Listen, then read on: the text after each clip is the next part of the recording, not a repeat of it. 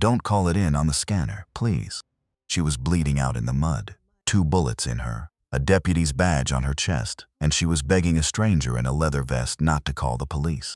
Deacon Mercer had knelt in that rain 11 minutes, holding a dying woman's life together with his bare hands. 63 years old, a Gulf War veteran, a biker most folks in that county crossed the street to avoid. Why not? He asked. Her eyes closed. He thought he'd lost her. Then her chest rose shallow, and she finished it in a whisper he had to lean close to hear. Because I don't know who's listening. 12 hours later, a man walked into the sheriff's station and confessed. Case closed. Everybody satisfied. Everybody except the one old biker who noticed the confessor's wrist. Couldn't even hold a gun straight. Rain has a sound of its own on a mountain road at midnight. It hits the leather different than it hits the glass. Deacon Mercer knew that sound better than he knew most voices. 63 years on this earth will teach a man things like that. Small things, quiet things. The kind of things nobody teaches you in a classroom. He was riding home from the cemetery. He went there every year on the same night. Not her birthday, not their anniversary. The night she told him the truth about her illness, sitting on the porch with a cup of coffee going cold in her hands. 5 years now. 5 years since Ruth Ann Mercer looked her husband in the eye and said the word cancer like it was just another word in the dictionary. He always rode out after. Alone. No club patch that night, just him and the old Harley and the dark. The rain had started an hour before, soft at first, then heavier, the kind that turns a mountain road into a black mirror. Deacon slowed the bike. His knees ached in the cold now, in a way they never used to. Getting old is a series of small surrenders, he liked to say. You give up running, then you give up jumping. Then one day you give up pretending you're not old at all. He came around the bend by Miller's Ridge and saw the light first, red, flickering, low near the tree line where no light belonged. His gut told him before his eyes did. Something was wrong down there. He pulled the bike onto the shoulder and cut the engine. The silence after a motor dies is its own kind of loud. He sat there a second, rain drumming his helmet, listening. Then he heard it. A low groan of metal settling, and under that something worse. A human sound. Faint. A woman's voice, barely there, more breath than words. He was off the bike before he finished thinking about it. The SUV had gone through the guardrail and down the embankment, nose first into a stand of pines. Cruiser markings. County sheriff. The front end was crushed like a beer can, steam hissing up through the rain, and a small fire licked at the wiring under the hood, fighting the wet and losing, but not fast enough for Deacon's liking. He scrambled down the slope, boots sliding in the mud, one hand grabbing at saplings to keep himself upright. 63 is not 23. He knew that. His body reminded him of it with every jarring step. But there are things a man doesn't stop to measure, not when someone's dying 20 feet away. She wasn't in the car. He found her further down, thrown clear, lying against the base of a pine tree at an angle that made his stomach drop.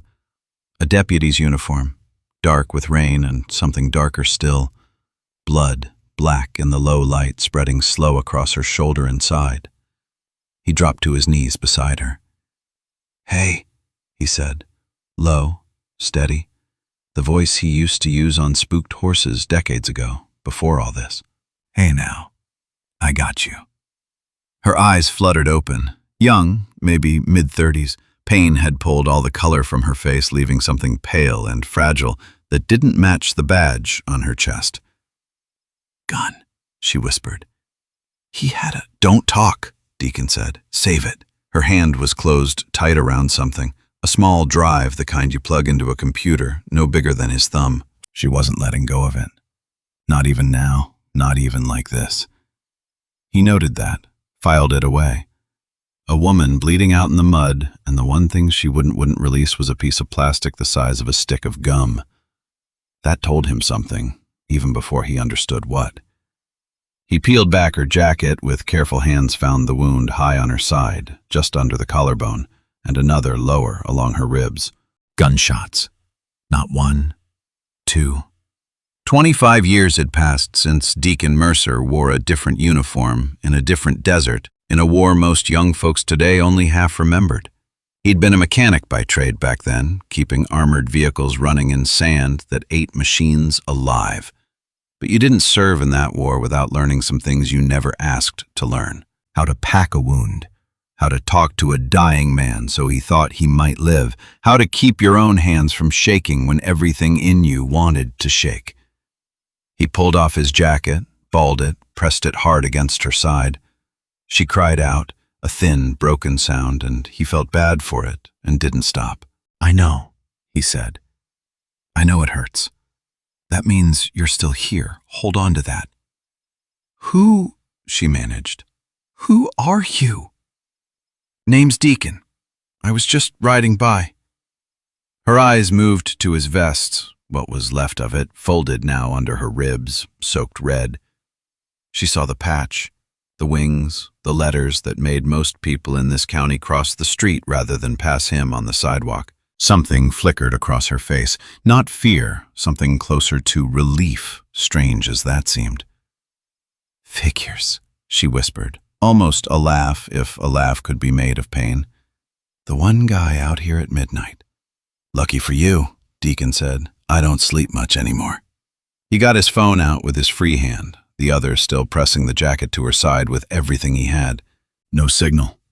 Of course, Miller's Ridge sat in a dead zone 1/2 mile in any direction from a working tower. "I need you to hold this," he told her. "Right here, press it. Can you do that?" She nodded, teeth gritted, and moved her hand, the one not holding the drive up, to cover his. "I gotta get you help," he said. "I'm not leaving you. I'm going up to the radio on my bike." "Don't," she said, sudden and sharp, gripping his sleeve with what strength she had left. "Don't call it in on the scanner. Please." That stopped him. A cop shot twice, bleeding out on a mountainside, telling him not to call the police. "Why not?" he said. "Because," she said, and her eyes closed, and for one terrible second he thought that was it, thought he'd lost her, right there. Then her chest rose again, shallow, and she finished the sentence in a whisper he had to lean close to hear. "Because I don't know who's listening." Deacon Mercer had lived a long life by then. Long enough to know that most people, even scared people, even dying people, don't say things like that without a reason. He made a decision in that moment that would follow him through everything that came after. He would get her help. He had no other choice, not with her fading like a candle in the wind. But he would remember what she said. He would hold on to it the way she was holding on to that little plastic drive, like it mattered more than her own hand.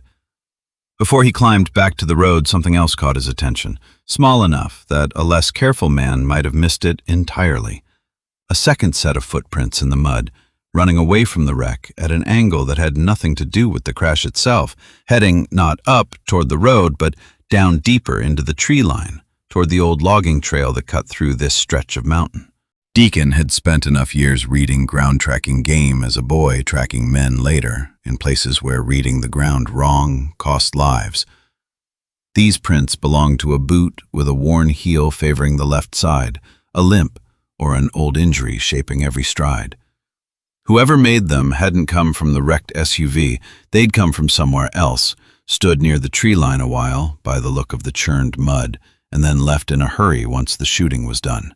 He filed that away too, same as the drive, same as the 2 words, "No one's listening." Another piece of a puzzle he didn't have time to study any closer, with a woman's life bleeding out under his hands. He climbed back up the slope slower than he wanted, his knees screaming, rain running down inside his collar. He got to the bike, grabbed the small radio he kept clipped near the handlebars, more habit than necessity these days, a leftover from years riding with the club through places with no cell coverage at all. He keyed it to the emergency channel. "This is Deacon Mercer," he said. "Got a bad accident on Miller's Ridge. County vehicle down the embankment. Officer down, gunshot wounds. I need paramedics. Now." Static answered him first, then a voice official clipped. "Copy. That unit is on the way. Please hold your position." He clicked off and stood there a moment in the rain, looking down the dark slope toward the woman he'd just left alone with her own blood. Something in the exchange bothered him. He couldn't say what yet, Just a feeling, the kind that used to keep him alive in places where feelings were sometimes the only warning you got. He went back down.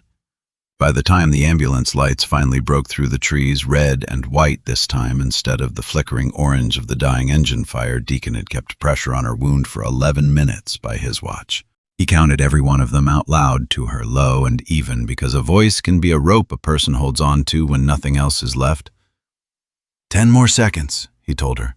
Just 10 more. You're doing good. She wasn't conscious for the last 3 of those minutes, but she was breathing. That was the whole of what mattered. The paramedics came down the slope with a stretcher and behind them a sheriff's deputy, young, maybe 25, flashlight cutting through the rain. The deputy's light landed on Deacon first, on the vest, on the wings. "Step back," the deputy said, hand moving to his belt. "I'm the one who called it in," Deacon said, standing, slow, hands open where the kid could see them. "I found her. I've been holding pressure on that wound for 11 minutes. The deputy didn't lower his hand, just kept it there, resting ready. "Sir, I need you to step away from the officer." Deacon looked at him a long moment. He'd seen that look before, on younger faces in different places, the look of someone who'd been taught to see the vest before he saw the man wearing it. "Son," Deacon said, quiet, no heat in it. "If I wanted her dead, I'd have just kept riding." The paramedics were already working, cutting away her jacket, calling out numbers to each other, blood pressure dropping, pulse thready.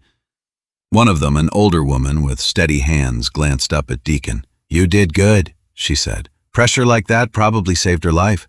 The deputy still hadn't moved his hand off his belt. Deacon didn't argue with him.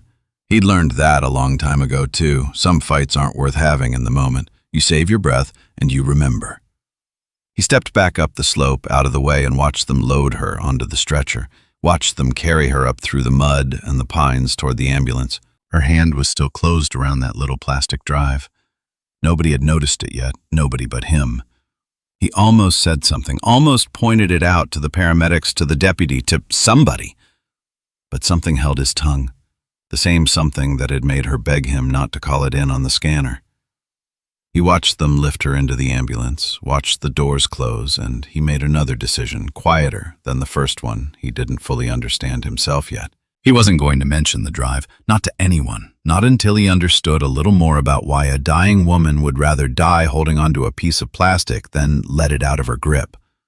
Before he left the ridge himself, he glanced once more toward the logging trail where the strange footprints disappeared into the dark. Whoever had stood there, watching, waiting, and then walked away, limping into the trees, that person hadn't gone far. Not on foot. Not on a night this wet, this cold. But he had no way to chase a shadow down a mountain trail at midnight, not with a dying woman needing every ounce of what he had left to give. He let it go for now, and rode toward the hospital instead, following the ambulance's taillights through the rain. The hospital in Cedar Fork was small, the kind of place built for broken bones and bad flu, not gunshot wounds and mysteries. But it was what the county had, and so that was where they took her. Deacon followed on his bike, rain still coming down steady, his hands stiff on the grips by the time he pulled into the lot. He told himself he was just making sure she made it inside alive. That was true enough. It wasn't the whole truth. Some part of him, the part that had sat too many nights alone since Ruth Ann passed, needed to know the story didn't end in the mud on Miller's Ridge. He walked into the waiting room, dripping, vest heavy with rainwater and someone else's blood, and every head in that room turned. There's a particular silence a room gets when a man in a leather cut and gray beard walks in, soaked and bloody. Deacon had felt that silence 1,000 times over the years. He'd stopped letting it bother him sometime around his 40th birthday. Mostly. A nurse at the desk looked up, alarmed. "Sir, are you hurt?" "Not my blood," Deacon said. "I'm the one who called it in. The officer they just brought in." The nurse's face shifted something between relief and wariness. She'd heard the call come over the radio too, most likely. Everyone in a small county hospital hears everything eventually. "You'll need to speak with the deputy outside," she said, nodding toward the hallway where the same young officer from the ridge stood now, dry arms crossed, watching Deacon the way a man watches a stray dog he isn't sure won't bite. Deacon didn't sit down. Sitting felt wrong somehow, with her back there behind those doors, fighting for her life. He stood near the window instead, watching the rain streak the glass, listening to the hospital hum around him, gurneys and pages, and the low murmur of people whose lives had just gone sideways. An hour passed, then another. Around 2 in the morning, the doors swung open and a doctor came out, mask pulled down, tired eyes, the look of a man who'd just spent 2 hours with his hands inside someone's chest. "Family of the officer," he called into the room. Deacon stepped forward before he thought better of it. "I'm not family. I'm the one who found her." The doctor studied him a second back, the vest, the blood dried dark on his hands, and something in his exhausted face softened just slightly. "She's alive," the doctor said. "Barely. We got the bleeding stopped. One bullet nicked her lung. The other missed anything vital by about half an inch." He shook his head. "Half an inch in this life or the next. That's how thin the line is sometimes." "She gonna make it?" "Next 72 hours will tell us that," the doctor said. "If she gets through those, her odds go up a lot." "If she doesn't." He didn't finish the sentence, didn't need to. Deacon nodded slowly. 72 hours. He'd counted worse odds before, in worse places, and watched people beat them. He'd also watched people lose. There was no telling ever which way a thing like this would break. That was the hard truth of it. You did what you could, and then the rest belonged to something bigger than you. "Her name's Marlene," the doctor added, glancing at a chart. "Marlene Kessler, Deputy County Sheriff's Office. You said you found her on the ridge." "That's right." "Well," the doctor extended a hand and Deacon shook it, aware of how it must look, his rough grip against the doctor's clean one. "Whatever you did out there, you bought her the time we needed. That's not nothing." He walked back through the doors, leaving Deacon standing there in the waiting room with the rain still falling outside, and a name now attached to the woman who'd begged him not to call it in on the scanner. Marlene Kessler. He said it quiet to himself, testing the shape of it the way you test the weight of a wrench before you know if it fits the bolt. The young deputy approached him not long after, notepad in hand, posture stiff with the particular discomfort of a man who has to ask questions of someone he'd rather just arrest. "I need to get a statement," the deputy said. "Full name." "Earl Mercer," Deacon said. "Folks call me Deacon." "That a nickname or your legal name?" "Nickname. Long story, goes back to the war, not important." The deputy wrote it down anyway, along with Deacon's address, his club affiliation, questions that had nothing to do with what happened on the ridge, and everything to do with what the deputy already assumed about a man wearing that vest. "Where were you coming from tonight?"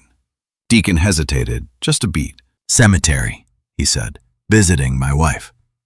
Something in the deputy's face shifted at that. Not much, just a small crack in the armor of suspicion. Grief has a way of doing that to people, cutting through assumptions faster than explanations ever could. "I'm sorry," the deputy said, quieter now. 5 years this month, Deacon said. "Cancer took her slow. There's nothing quick about that kind of goodbye." The deputy wrote a few more lines, then looked up. "You didn't see the shooter?" Deacon thought of the footprints heading into the logging trail, the worn heel, the limp. He thought of the 2 words, "No one's listening." He decided in the space of a breath to hold both of those things back a while longer. "No," Deacon said. "Found her alone. Car was already down the slope on fire under the hood." "You touch anything in the vehicle?" "Didn't go near it. Went straight to her." "She say anything to you?" Deacon thought about the drive clutched in her hand still. He assumed tucked somewhere safe, now, hopefully still in her possession. Hopefully still unnoticed by anyone who might want it more than her life. He thought about her voice, thin and scared, telling him not to call it in on the scanner. He thought about the word she'd used, listening, like the very airwaves themselves might belong to the wrong ears. He thought about all of that, and then he made his second quiet decision of the night. "She was in shock," Deacon said. "Didn't make much sense, just kept saying it hurt." The lie came easy, easier than he expected, and he wasn't proud of that, not exactly, but he also wasn't sorry. Something about the whole night sat wrong in his gut, the same wrongness he used to feel before things went bad in the desert. A smell in the air before the storm. He wasn't going to hand a scared young deputy information that might get back to whoever Marlene Kessler was afraid of. Not until he understood more. The deputy closed his notepad. "We might need you to come down to the station tomorrow. Formal statement." "I'll be there," Deacon said. The deputy studied him another moment, some private calculation working behind his eyes, weighing the leather vest and the gray beard against the fact that this man had knelt in the mud for 11 minutes, holding a stranger's life together with his own 2 hands. Deacon had seen men do that math before. Sometimes it came out right, sometimes it didn't. "Thank you," the deputy said finally, and it seemed to cost him something to say it. "For what you did out there." "Wasn't a decision," Deacon said. "Wasn't anything to think about. Just did it." He rode home in the last of the rain, the sky starting to gray at the edges, dawn not far off. His body ached in every joint that had spent years absorbing the abuse of highways and hard living. But underneath the ache sat something else, something he hadn't felt in a long time. Purpose. He hadn't gone looking for it. It had found him, bleeding in the mud on a road he only rode because grief made him restless once a year. But there it was, sitting in his chest like a low fire that hadn't burned in a long while. He thought of something his father used to say, back when Deacon was young and the old man was teaching him to fix engines in a garage that smelled of oil and cigarettes. A man doesn't choose the moments that test him. He only chooses how he answers when they come. Deacon Mercer had answered. Now he had to see it through. He thought of his own daughter then, Lucy. They hadn't spoken in months, not really spoken. Not since the last argument that neither of them had the courage to walk back from. He thought about how easy it was to lose the people who mattered most. One small silence at a time until the silence became a wall too tall to climb. Sleep didn't come easy that night, what was left of it. He lay in the quiet of his house, the same house he and Ruth Ann had shared for 31 years, and stared at the ceiling, listening to the last of the rain tapping the roof. His mind kept circling back to the drive in Marlene's hand, to the fear in her voice, to the strange stillness of the deputy's response over the radio, the way the words, "Please hold your position," had landed a half-second too smooth, too rehearsed for a scene as chaotic as the one he'd just called in. And underneath all of that, the footprints, the worn heel, the limp heading off into the dark toward the logging trail, a trail that, as far as Deacon knew, led nowhere but deeper into the mountain, unless a man had a vehicle waiting somewhere along it that nobody at the crash site had thought to look for. Maybe he was reading too much into it. Grief did strange things to a man's instincts sometimes, sharpened them in places, dulled them in others. Maybe a shot deputy on a rainy road was exactly what it looked like. A robbery gone wrong, a domestic call turned violent. The world was full of ordinary tragedies that didn't need a conspiracy to explain them. But 30 years of instinct don't switch off just because a man wants a simple answer. He got up before the sun made coffee he barely drank and sat on the back porch watching the mountains turn from black to blue to gold. It was the same view he and Ruth Ann used to share every morning for 3 decades, coffee in hand, saying almost nothing because, after enough years together, silence becomes its own kind of conversation. He missed her most in mornings like this. Quiet ones. Ones where the world hadn't started demanding anything of him yet. Around 7 his phone rang. Tom Whitfield. Everybody in the club called him Preacher on account of the fact that he'd actually been one once, a long time ago, before life took him down a different road. He was Deacon's oldest friend, closer than a brother, the kind of friendship built out of shared mud and shared silence more than shared words. Heard what happened. Preacher said no greeting, straight to it the way he always talked. Radio's been buzzing about it all night. You all right? I'm fine, Deacon said. She's the one who needs the prayers, not me. She gonna make it? Don't know yet. Doctor said 72 hours. There was a pause on the line, the kind of pause that meant Preacher was choosing his next words carefully, which, for a man like Preacher, was rare. You know who she is? Marlene Kessler, deputy. Another pause, longer this time. Ruth Kessler's girl, Preacher said finally. Old Ruth. Used to run the diner on 3rd Street years back before her memory started slipping. Deacon sat with that a moment. I remember her diner, he said slowly. Best coffee in 3 counties. That's the one. Marlene's her daughter. Only family Ruth's got left near as I know. No husband in the picture. Never was, as far as I heard.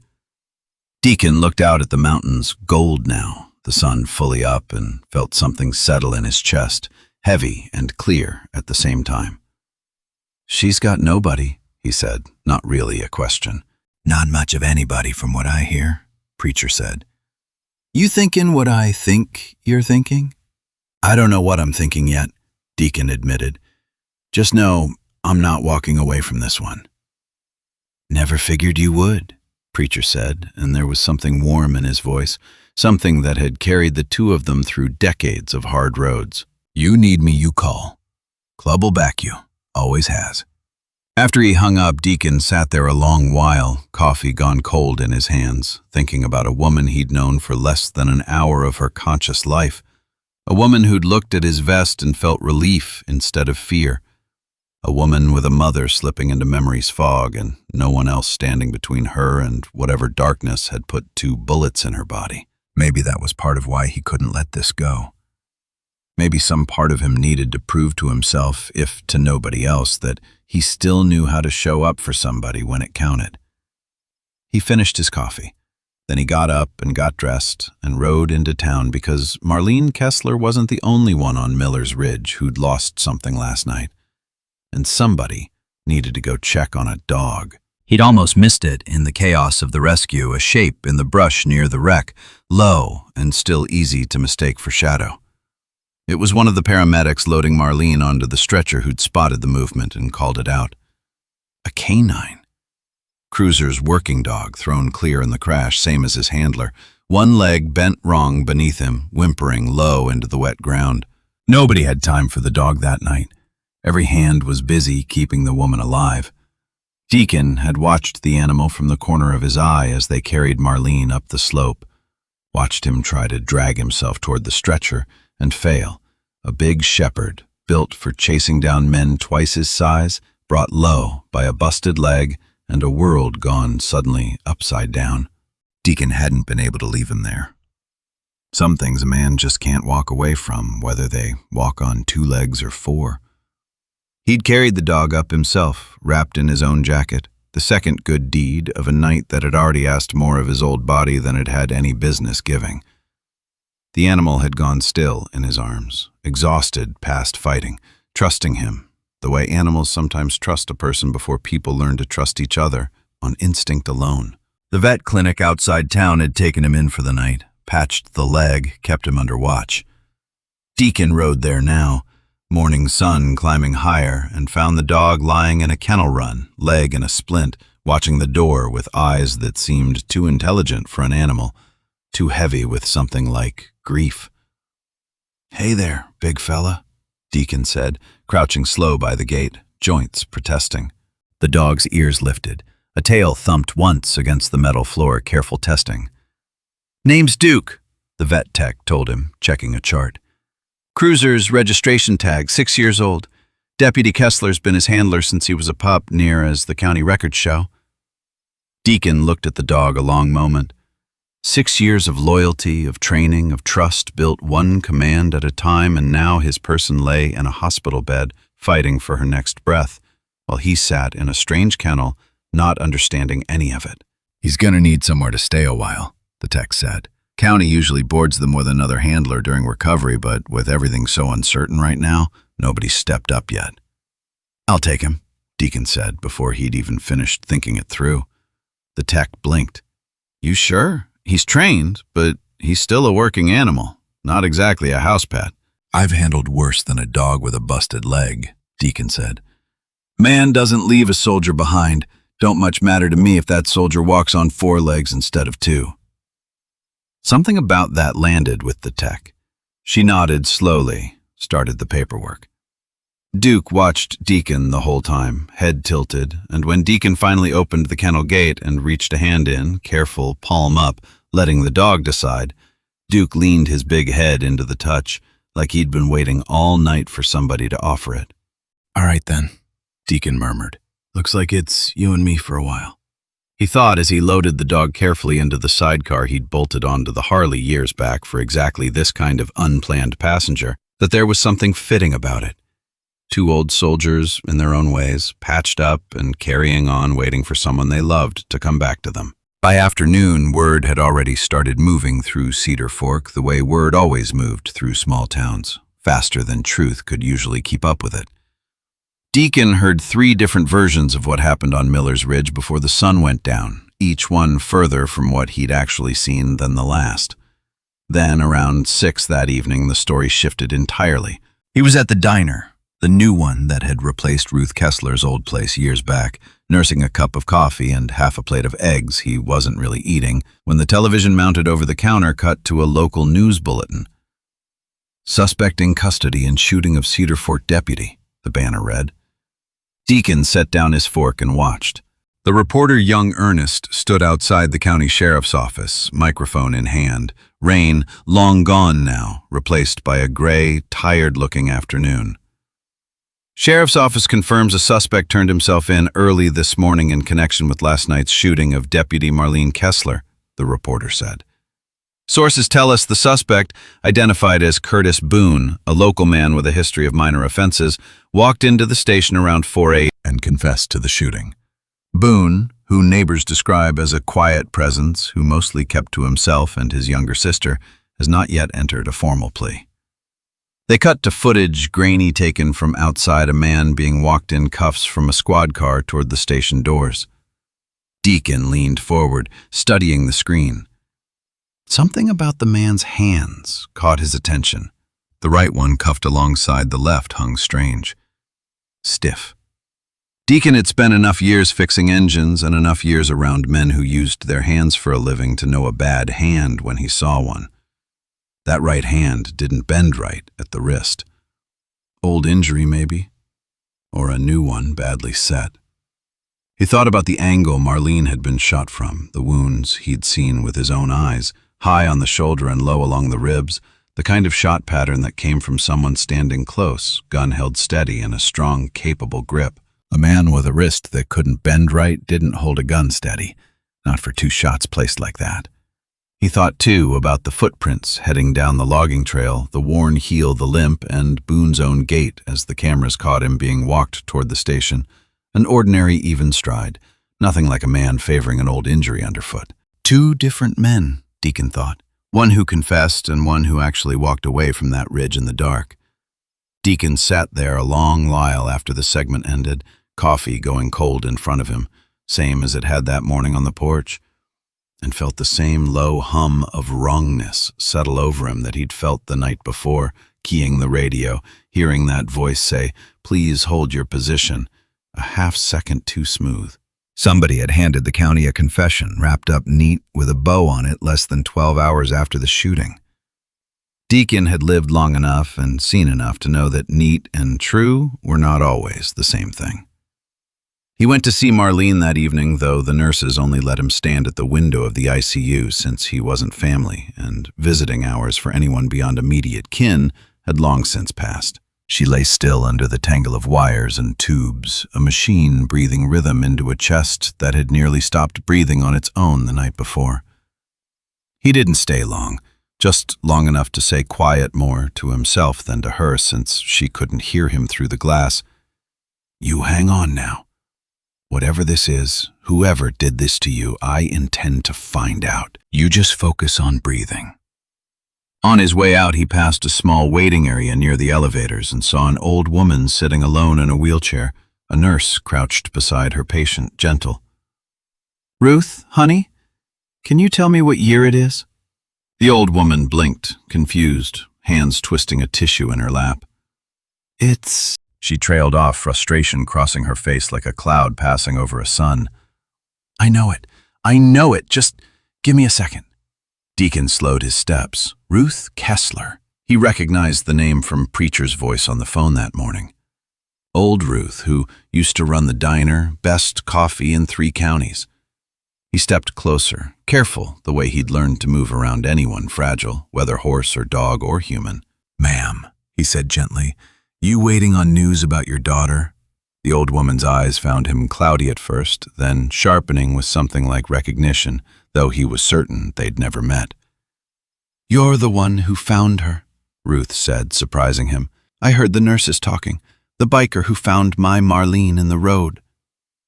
"Yes, ma'am, that's me."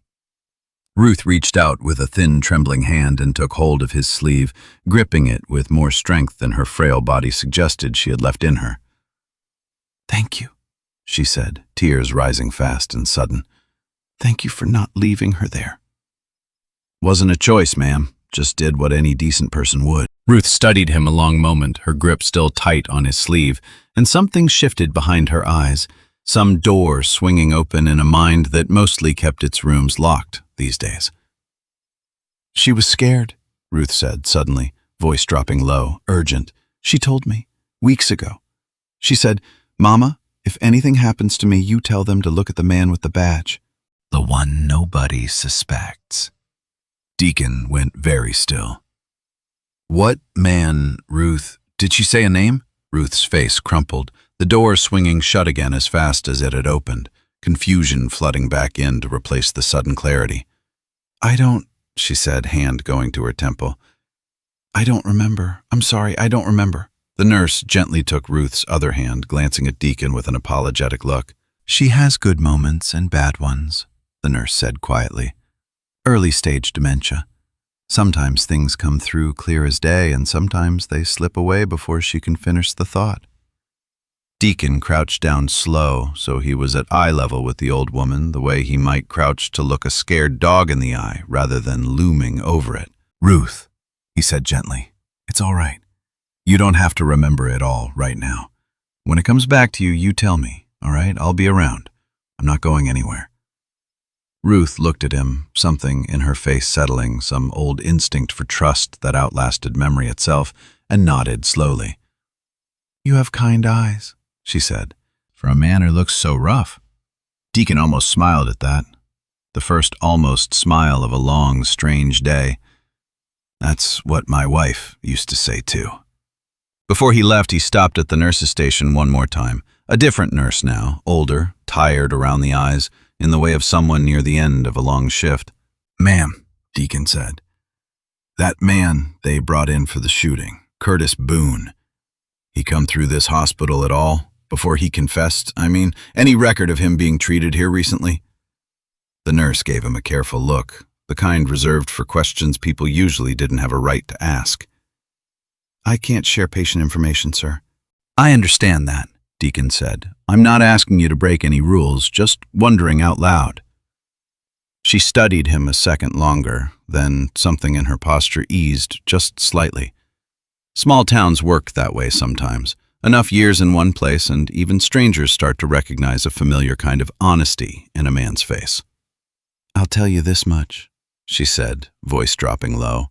"And you didn't hear it from me. Man came through our ER about 3 weeks back, broke his wrist real bad, fell off a ladder, he said. Cast came off just last week." Deacon nodded slowly, the pieces settling into place, the way an engine settles once you finally find the part that's been knocking. "Thank you," he said. "Don't thank me," she said. "I didn't tell you anything." He walked out into the parking lot under a sky gone the color of a fresh bruise, purple fading into black, and sat on his bike a long moment without starting it, letting the pieces arrange themselves in his mind. A man with a wrist too weak to hold a steady aim, 3 weeks out of a cast, confessing at 4 a.m. to a shooting that required exactly that kind of steady aim. A deputy who begged a stranger not to call it in on the scanner because she didn't know who might be listening. A mother whose broken memory held a warning about a man with a badge that nobody suspected. Footprints heading off into the dark on a trail that led toward nothing but more mountain, unless somebody had a reason to know it led somewhere else entirely. None of it fit together clean. But none of it needed to, not yet. Deacon had learned a long time ago, first in the desert, later in 30 years of fixing engines that didn't come with instruction manuals, that you don't force the pieces. You lay them out. You look at them. You let the picture show itself in its own time. He thought about driving straight to the sheriff's office that night, laying it all out for whoever would listen. But something held him back. The same something that had kept his mouth shut about the drive still clutched in Marlene's hand. If somebody wearing a badge really did sit at the center of this, walking into that station with half-formed suspicions would be like walking into a lion's den waving a stake. Better to move slow. Better to be sure. He left the hospital that night with more questions than he'd walked in with, and one phrase turning over and over in his mind like a stone he couldn't stop rubbing between his fingers. The man with the badge. The one nobody suspects. Whoever shot Marlene Kessler and left her for dead on Miller's Ridge, Deacon was now certain of one thing that the neat, tidy confession on the evening news could not explain away. This wasn't some drifter with a bad wrist and a guilty conscience walking in off the street at 4 a.m. working alone. Somebody else had walked away from that ridge in the dark, favoring an old injury in his gait, and somebody had convinced a frightened man with a sister to protect that he'd rather carry the blame for a killing he didn't commit than risk whatever waited for him if he refused. This ran deeper, and it ran closer to home than anyone in Cedar Fork wanted to believe. He gave his formal statement the next morning just as he'd promised the young deputy he would. The Cedar Fork Sheriff's Office was a squat brick building on Main Street, small enough that everyone inside could hear everyone else's business if the walls were thin enough, and in a building that old they were. He was led into a back office to wait, and there, through a half-open door, he caught his first look at the man who ran the county. Sheriff Grant Holloway. Tall, silver-haired, the kind of face that belonged on a campaign poster, warm and trustworthy at first glance. He'd held the office for 20 years, re-elected every time without much of a fight. A man folks in Cedar Fork spoke of the way you'd speak of a favorite uncle. Holloway noticed him waiting and stepped out, hand extended, easy smile in place. "You must be Mercer," Holloway said. "Whole town's talking about what you did out there. Deputy Kessler is lucky a man like you came along when he did." "Just glad I was on that road," Deacon said, shaking the offered hand. The grip was firm, practiced, the handshake of a man who'd shaken 10,000 hands over 20 years of elections. "I hear you found something else out there, too," Holloway said, casually, almost an afterthought, though something in his eyes sharpened just slightly as he said it. "One of my deputies mentioned Kessler was holding on to some kind of drive, USB, something like that. You happen to see where that ended up?" Deacon kept his face still, the same still face he'd learned to wear playing cards with men who'd take a flicker of expression as an invitation to bleed you dry. "Didn't notice anything like that, Sheriff," he said. "Was too busy trying to keep her breathing." Holloway held his gaze a beat longer than the conversation strictly required, then the easy smile returned, smooth as a closing door. "Course," Holloway said. "Course you were. Appreciate everything you did out there, Mercer. This county's grateful. Real shame about Boone, though. Sad state of affairs when a man's own troubles push him toward something like that." "Boone have troubles, did he?" Deacon asked, keeping his voice light, curious, nothing more. "Debts," Holloway said, a little too quick, a little too smooth. "Man like that, desperate enough, does desperate things. We'll let the courts sort out the rest of it." Deacon nodded slowly, filing the sheriff's easy certainty away alongside everything else he'd gathered in the last 24 hours. A man who already had the whole story settled in his head, tidy as a folded flag less than a day after the shooting. That kind of certainty came from one of two places. Either the truth really was that simple, or somebody had built the story himself, brick by careful brick, and knew exactly how it was supposed to end before anybody else in the county had even finished asking questions. Holloway turned and disappeared back into his office, and Deacon stood there a moment in the hallway, feeling the ghost of that question hang in the air behind him. Nobody had mentioned that drive to him except the sheriff himself. Deacon rode home slower than usual that afternoon, turning the conversation over piece by piece, the same way he'd turn a stripped bolt in his fingers, looking for the thread that would tell him which direction it needed to go. Ruth Kessler's warning came back to him then, clear as the mountain air. The man with the badge, the one nobody suspects. He didn't have proof of anything yet, just a feeling and a lifetime of learning to trust it. Deacon Mercer had never been a man who ran from a fight he believed in. He wasn't about to start now, not at 63, not with a dog in his sidecar and a promise he hadn't spoken out loud yet, but had already made deep in his chest, the same place where a man keeps the promises that matter most. He would find out who did this, and whoever it was, badge or no badge, was going to answer for it. 3 days passed, the way 3 days pass when you're counting every hour of them. Deacon Mercer had never been a patient man, not by nature. But the desert teaches you patience, if nothing else does. It teaches you to sit still in the heat and wait for the thing you can't control to resolve itself one slow minute at a time. He put that old lesson to use now, sitting in hospital waiting rooms, sitting on his own back porch, sitting beside a kennel in his garage where Duke lay healing one ear, always turned toward the door like he expected his handler to walk through at any moment. Marlene held on. That was the only news that mattered. Still unconscious, still fragile, but breathing on her own by the second day, which the doctor called a good sign, the kind of good sign that comes wrapped in more waiting. Deacon visited every morning before the sun fully cleared the ridgeline. He'd sit outside the glass, since the nurses still wouldn't let him past it, and he'd talk to her sometimes, low, not expecting an answer, the way a man talks to a garden he's tending, trusting the words matter, even if nothing visible happens right away.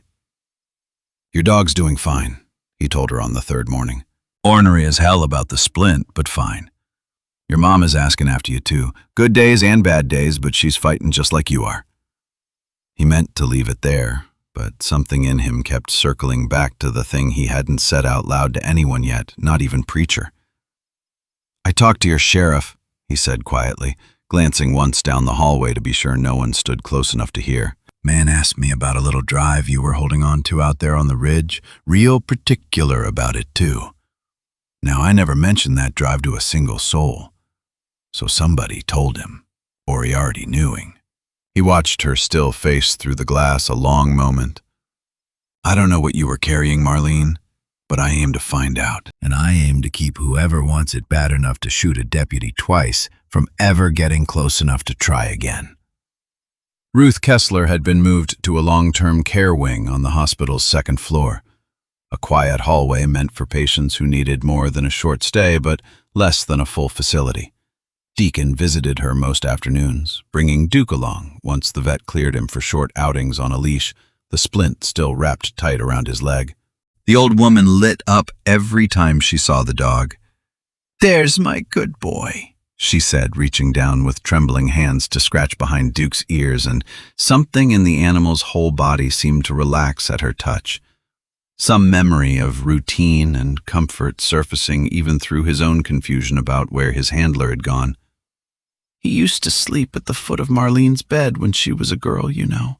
Different dog then, but same kind heart in all of them. "She grew up with police dogs?" Deacon asked, settling into the chair beside her. "Her father trained them," Ruth said, "before he passed. Heart attack on duty when Marlene was just 9 years old. She decided that day she'd wear the badge herself one day. Never wavered from it, not once, not through anything." Deacon sat with that a moment, turning it over. A woman who'd chosen this life at 9 years old, watching her father give everything to a badge that eventually killed him, and now lying in an ICU bed because of that same badge, or someone hiding behind it.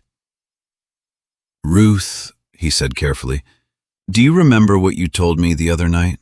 About a man with a badge, the one nobody suspects." Ruth's face clouded the familiar fog rolling back in. "Did I say that?" "You did. Said Marlene told you to remember it in case anything happened to her." Ruth was quiet a long moment, her hands still moving over Duke's fur, some rhythm in the motion that seemed to steady her.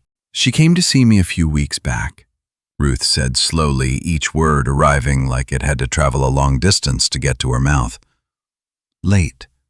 Later than usual, she was scared. I hadn't seen her scared like that since she was small. What did she say exactly? Try to remember if you can. She said somebody she trusted wasn't who she thought they were. Ruth's brow furrowed, deep, fighting to hold on to the thread. She said it was somebody close, somebody who'd known her whole life. She said, Mama, when this comes out, everybody's going to be shocked. Everybody. Because it's not who anybody would guess. Deacon leaned forward. A name, Ruth. Did she give you a name?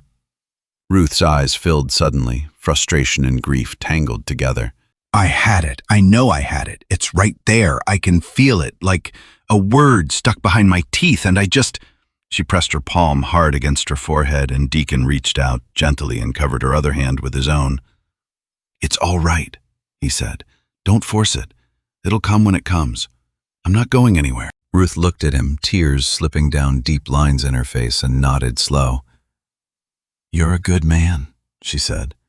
For all that leather and all those tattoos, you're a good man underneath it. Took me a long while to become one, Deacon said. Wasn't always the case.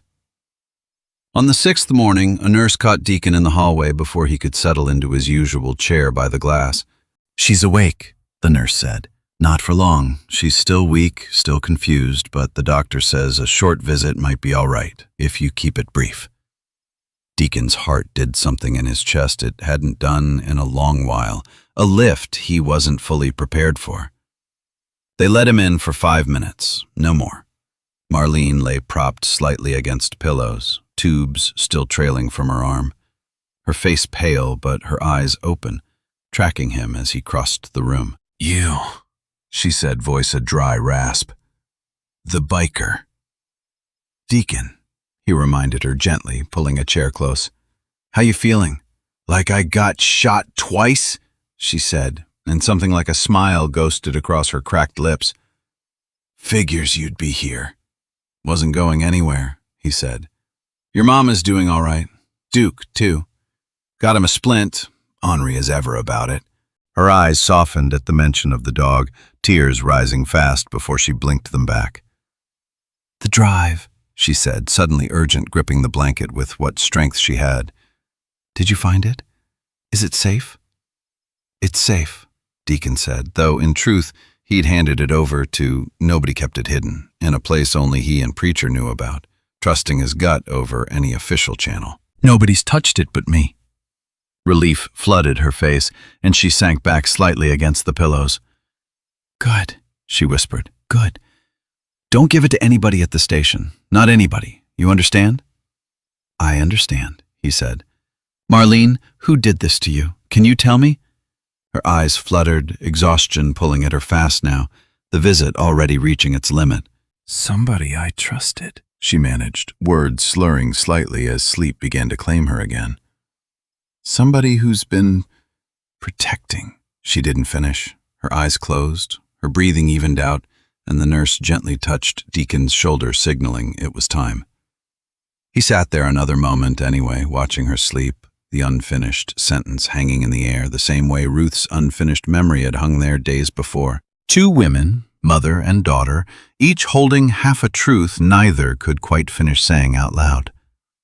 He walked out of that hospital more certain than ever that time was working against all of them, and that whoever sat at the center of this thing knew it too. Before he left, he stopped by the station to see about Curtis Boone, and got nowhere for his trouble. Boone had been denied bail, held on the confession alone. No attorney of any real standing willing to take a case that looked on paper about as open and shut as they came. Deacon asked careful whether Boone had any family in town. Sister, the desk clerk told him, distracted, barely looking up. Young one. Works nights at the truck stop out on the highway. Hasn't been in to see him. Guess that tells you something about how much good he ever was to anybody. Deacon didn't think it told him that at all.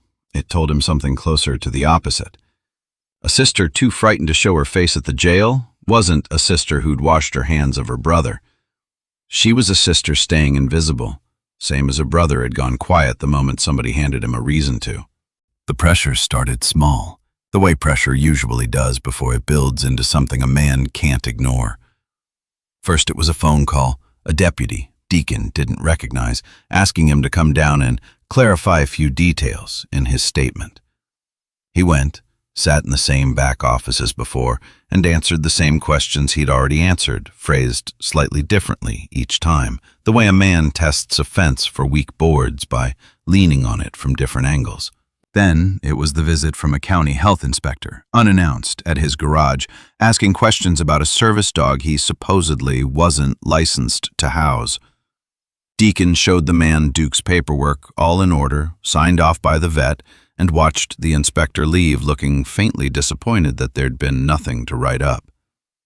Then, on the 5th day, Preacher called, voice tight in a way Deacon rarely heard from him. "Got a call from Sheriff's office," Preacher said. "Wanted to know if the club had any history with a Curtis Boone, fella who confessed." "We don't," Deacon said. "Never heard the name before this week." "I know that. You know that doesn't stop them fishing. Feels like somebody's trying to draw a line between you and this Boone character. Make it look connected, like maybe the club's mixed up in it somehow." Deacon stood in his garage doorway looking out at the mountains going gray with evening and felt the old familiar chill of a trap closing slow enough that a man might not notice until it was already shut. "Somebody wants this story to have a simple shape," he said. "Biker gang drifter with a record, one bad night gone wrong. Simple story, nobody digs deeper." "You think it's the sheriff?" Deacon hesitated. He hadn't said the thought out loud yet, not even to himself in so many words, but Preacher had earned the truth, same as always. "I think somebody wearing a badge in this county isn't what he appears to be," Deacon said. "That's as far as I'll go right now. I don't have proof, just a feeling and Ruth Kessler's broken memory trying to hand me a warning it can't quite finish." "That's enough for me," Preacher said. "What do you need?" "Eyes," Deacon said. "Quiet ones. I want to know everything there is to know about who's been moving through this county the last few months. New businesses? New money? Anybody throwing around cash that doesn't match their day job?" He paused, thinking of the footprints on the ridge, the worn heel, the limp. "And ask around about anybody who used to wear a badge in this county and doesn't anymore. Somebody who left quiet, somebody nobody talks about much." "That's a strange thing to ask for." "Man I'm looking for walks with a limp," Deacon said. "Favors his left side. I don't know why I think that matters yet, just a feeling worth chasing." "I'll put the word out," Preacher said. "Careful though, if you're right about this, we're not dealing with some small-time trouble." "When have we ever dealt with the small stuff?" Deacon said, and for the first time in days something like a smile touched the corner of his mouth. After Preacher hung up, Deacon sat a long while on his porch, Duke's steady breathing the only sound besides the wind moving through the pines. He thought about the club, about the men who'd ride out tonight asking quiet questions in bars and garages and back rooms across 3 counties, none of them paid for. None of them owing Deacon anything beyond the old bond of men who'd stood beside each other through hard years.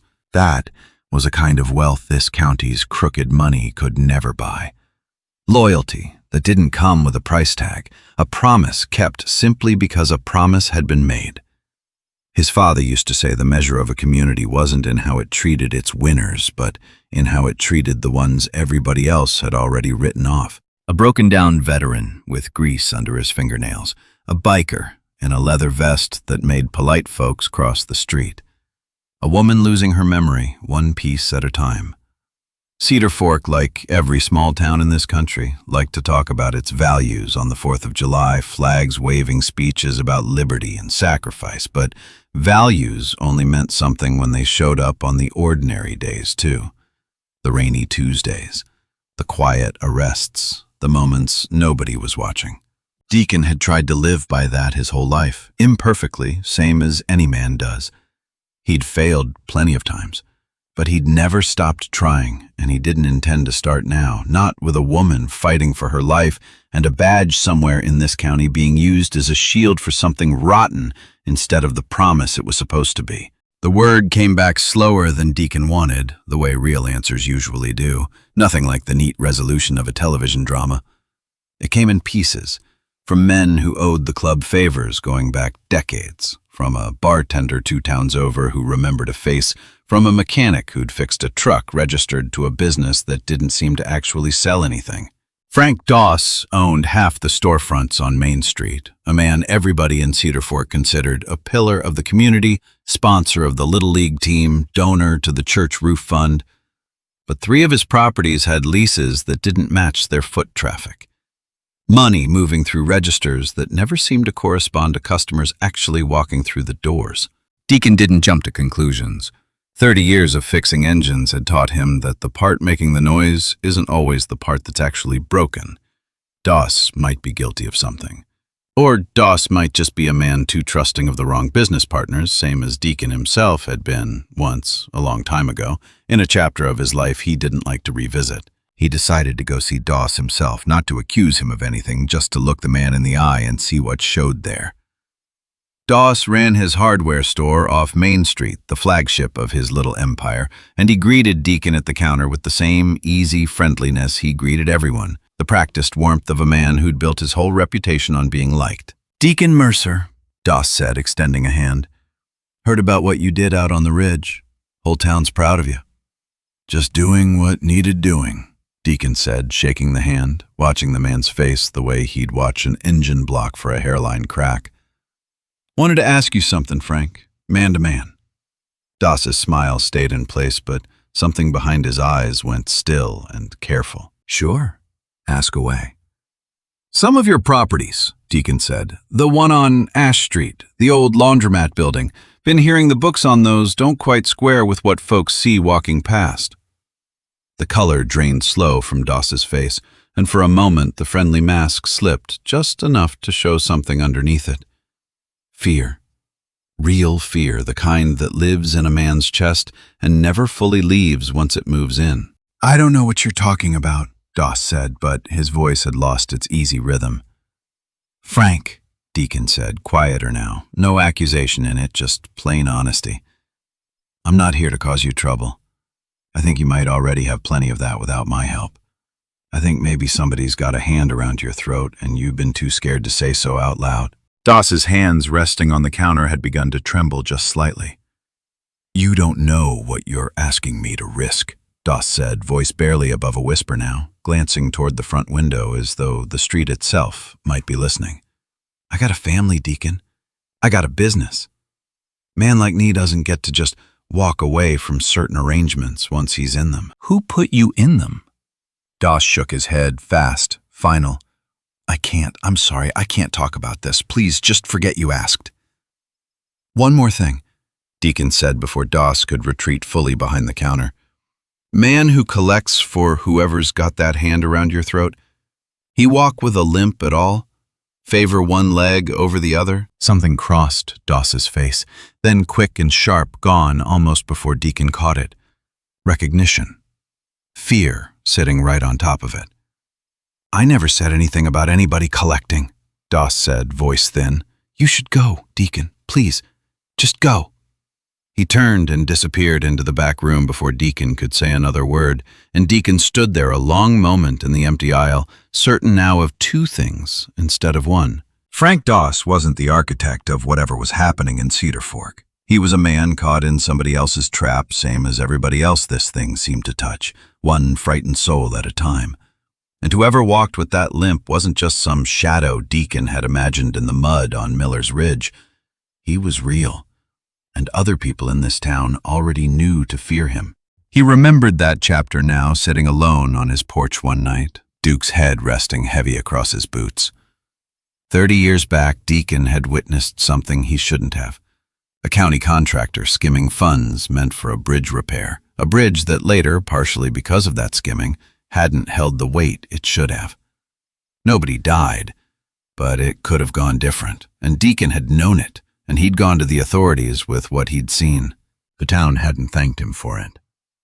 Half of Cedar Fork had decided, without much evidence, beyond rumor and the simple fact that Deacon rode a motorcycle and kept rough company, that he must have been involved somehow, that no honest man just happens to witness that kind of thing unless he's got his own hand in the till. He'd lost friends over it, lost work.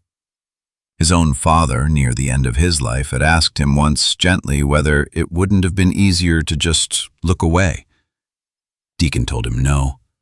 It wouldn't have been easier at all. It would have been simpler. Those weren't the same thing. That was the year his father gave him the pocket watch, the old man's own father's watch carried through a different war, in a different generation, and told him, a man measures his life not in the trouble he avoids, but in the promises he keeps, even the ones that cost him everything. Deacon had carried that watch every day since. He understood now, sitting on his porch with Duke's weight warm against his boots, why he couldn't let this go. Why some deep, unmovable part of him had already decided back on Miller's Ridge in the rain that he would see this through no matter what it cost him. This time, either. He'd learned the hard way 30 years back what happens when good people look away because the truth is inconvenient or dangerous or bad for business. He wasn't going to be that kind of man twice in one lifetime. The attempt to move Ruth came on a Tuesday, quiet and official, looking the kind of thing that might have slipped past anyone not already watching close. Deacon arrived at the hospital that afternoon to find Ruth's room empty. Bed stripped, her few belongings already boxed and sitting by the door. His stomach dropped. He found a nurse in the hallway, the same older one who'd once told him something and then insisted she hadn't. "Where's Ruth Kessler?" The nurse looked uneasy. "Transfer order came through this morning. She's being moved to a specialized memory care facility, better equipped for her condition," they said. "Who ordered it?" "Paperwork came from the county. Sheriff's office co-signed it since she's next of kin to an officer currently under department protection. Said it was for her own safety, given everything going on." Deacon felt the old familiar wrongness settle over him again, heavier this time. "Where's this facility?" "2 counties over," the nurse said, glancing around before lowering her voice. "Between us, sir, I didn't love how fast it moved. Usually takes weeks to arrange a transfer like this. This one happened in about 6 hours." "When's she being moved?" "Ambulance is scheduled for 4 o'clock. Deacon looked at his watch. 20 minutes. He found the transport team already loading Ruth's wheelchair toward a private medical transport van in the hospital's rear lot, 2 men in scrubs he didn't recognize moving with the brisk efficiency of people who wanted this done quickly and without conversation. Ruth looked small and frightened in the chair, hands twisting in her lap the way they did when confusion overwhelmed her. "Deacon," she said, spotting him, relief flooding her face. "They're taking me somewhere. I don't understand. Where's Marlene? I need to see Marlene." "Sir, you need to step back," one of the transport men said, positioning himself between Deacon and the wheelchair. "This is an authorized medical transfer." "Authorized by who, exactly?" Deacon said, not moving. "County Sheriff's Office. It's all documented." "Funny thing about documents," Deacon said, voice calm but carrying an edge underneath it that made the transport man's hand drift toward his radio. "They can say anything a man wants them to say. Doesn't mean they're telling the truth." "Sir, I'm going to need you to step aside." Deacon didn't move. Ruth reached a shaking hand out toward him, and he took it, held it steady. "Ruth," he said, keeping his voice low and even, the voice he'd once used on a dying woman in the rain. "Do you want to go with these men?" "No," Ruth said, gripping his hand tight. "No, I want to stay. I want to be here when Marlene wakes up." Deacon looked at the transport man. "Lady says no. That settles it, far as I'm concerned." "This isn't a request, sir. This is a legal transfer." "Then you go find me a judge," Deacon said, "and you have him tell me himself face to face that a scared old woman with a fading mind doesn't get a say in where she lives. Until then, she's staying right here with her daughter where she belongs." A hospital administrator arrived a few tense minutes later, drawn by the commotion, and after a hurried conversation, several phone calls, and Deacon's flat refusal to move from beside Ruth's wheelchair, the transfer was quietly postponed, pending what the administrator called further review of the paperwork. Deacon wheeled Ruth back inside himself, Duke trotting careful alongside them, and didn't fully relax until her door was closed again behind them. "They wanted to take me away," Ruth said, still shaken, still gripping his hand. "Why would they want to take me away?" Deacon thought about the answer he couldn't yet prove, the shape of it forming clearer in his mind with every piece that fell into place. Because you know something, he thought. Something that's still trying to surface, one broken piece at a time, and somebody out there is running out of patience, waiting to find out how much you remember. Don't you worry about that, he said, instead gentle. Nobody's taking you anywhere you don't want to go, not while I'm around. The break came 2 days later from a source Deacon hadn't expected. A young deputy showed up at his garage after dark, out of uniform, driving his own truck instead of a cruiser, nervous energy radiating off in the moment he stepped out. Deacon recognized him after a second. The same deputy from Miller's Ridge, the one who'd stood there with his hand on his belt, suspicious of the man kneeling in the mud trying to save his colleague's life. "Mr. Mercer," the young man said. "Name's Wyatt Holloway.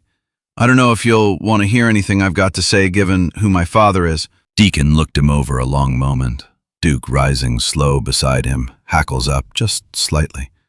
Some instinct in the animal reading the tension in the air. "Come on, Ann," Deacon said finally. "Let's hear it."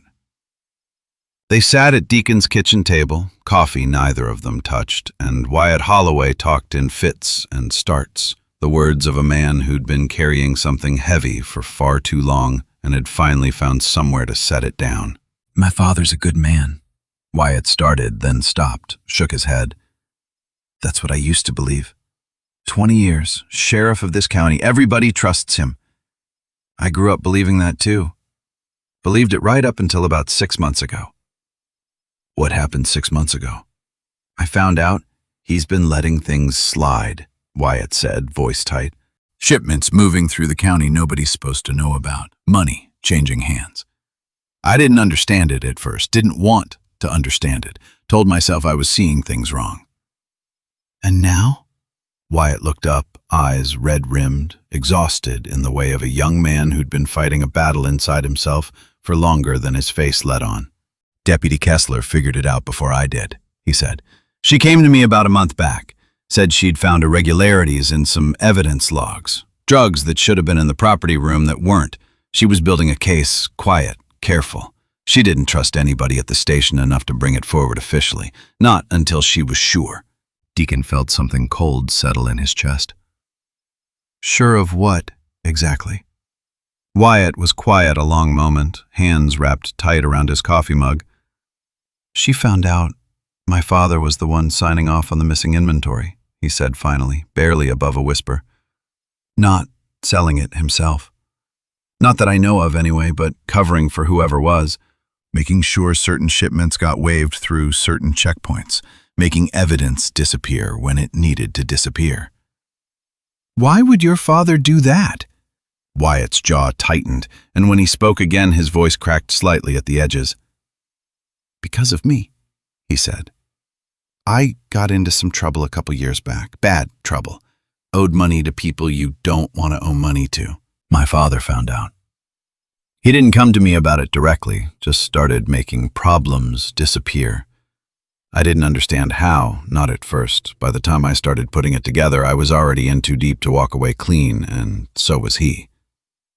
Deacon sat with that a long moment, the picture sharpening now, ugly and clear. A sheriff, 20 years of trusted service, not corrupted by greed but by love twisted sideways into something monstrous, all in an effort to protect a son he couldn't bear to see suffer the consequences of his own mistakes. "Marlene," Deacon said slowly, "she found this out. That's why somebody shot her." Wyatt nodded, tears finally spilling over. "I think my father knew she was close. I think he panicked. I can't believe that he pulled that trigger himself, but somebody working under him did. Somebody he's protecting." "You have proof of any of this?" "Some," Wyatt said. "Not enough, not yet. That's why I'm here. Deputy Kessler trusted you enough to keep quiet about whatever she was carrying that night. I figure that means something.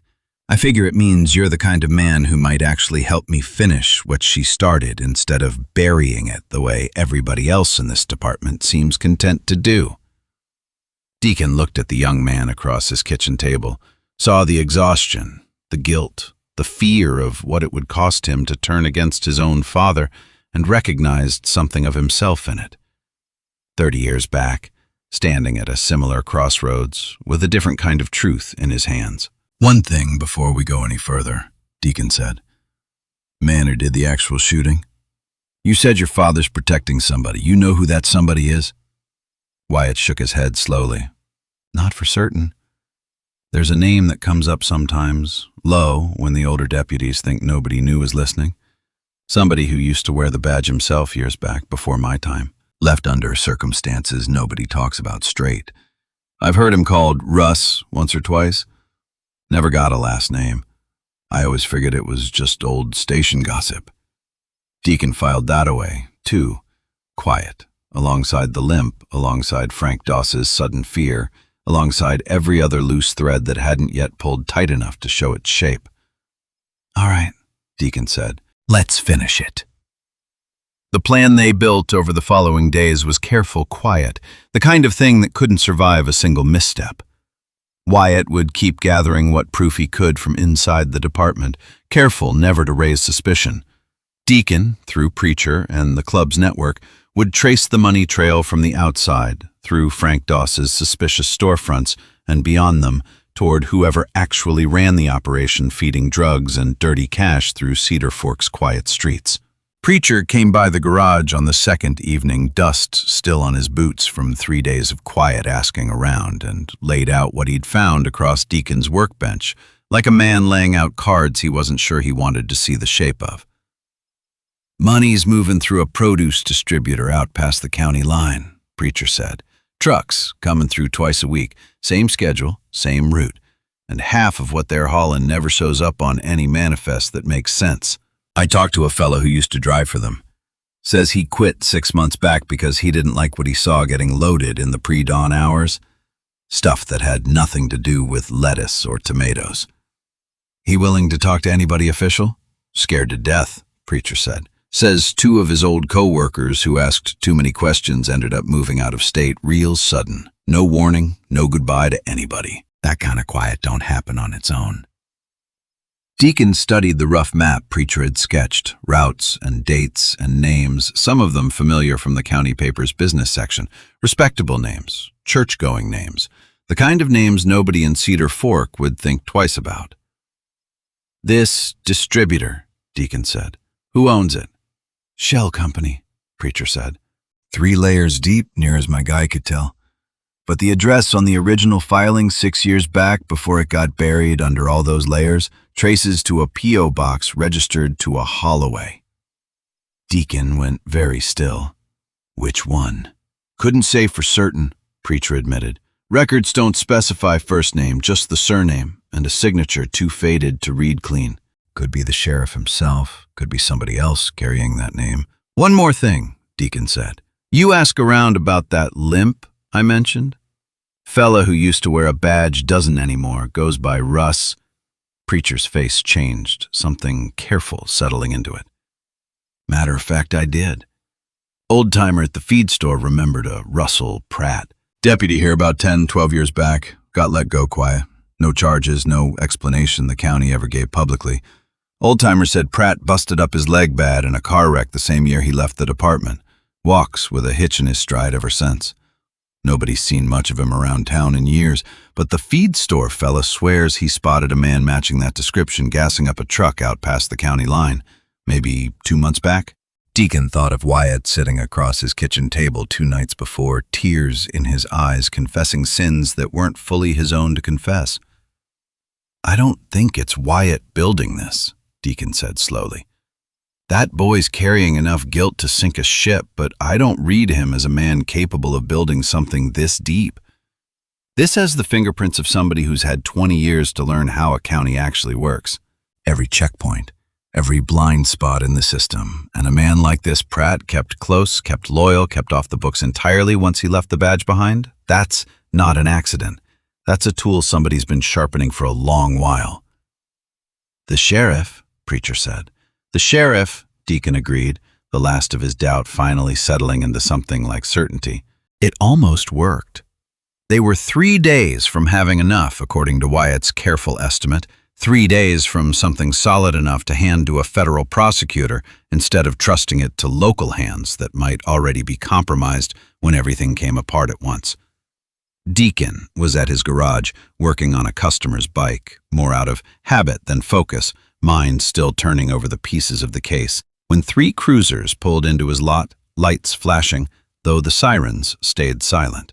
A silence somehow more threatening than noise would have been. Sheriff Grant Holloway got out of the lead vehicle himself, flanked by 2 deputies Deacon didn't recognize, his easy campaign smile nowhere in sight now. "Earl Mercer," Holloway said, using the name from official paperwork instead of the nickname, a small, deliberate cruelty. "You're under arrest." Deacon set down his wrench, slow, keeping his hands visible, old instinct taking over. "On what charge, Sheriff?" "Obstruction of justice for starters," Holloway said. "Tampering with evidence and an active investigation. We'll see what else turns up once we search the property." "This is about the drive," Deacon said quietly. "The one from the ridge."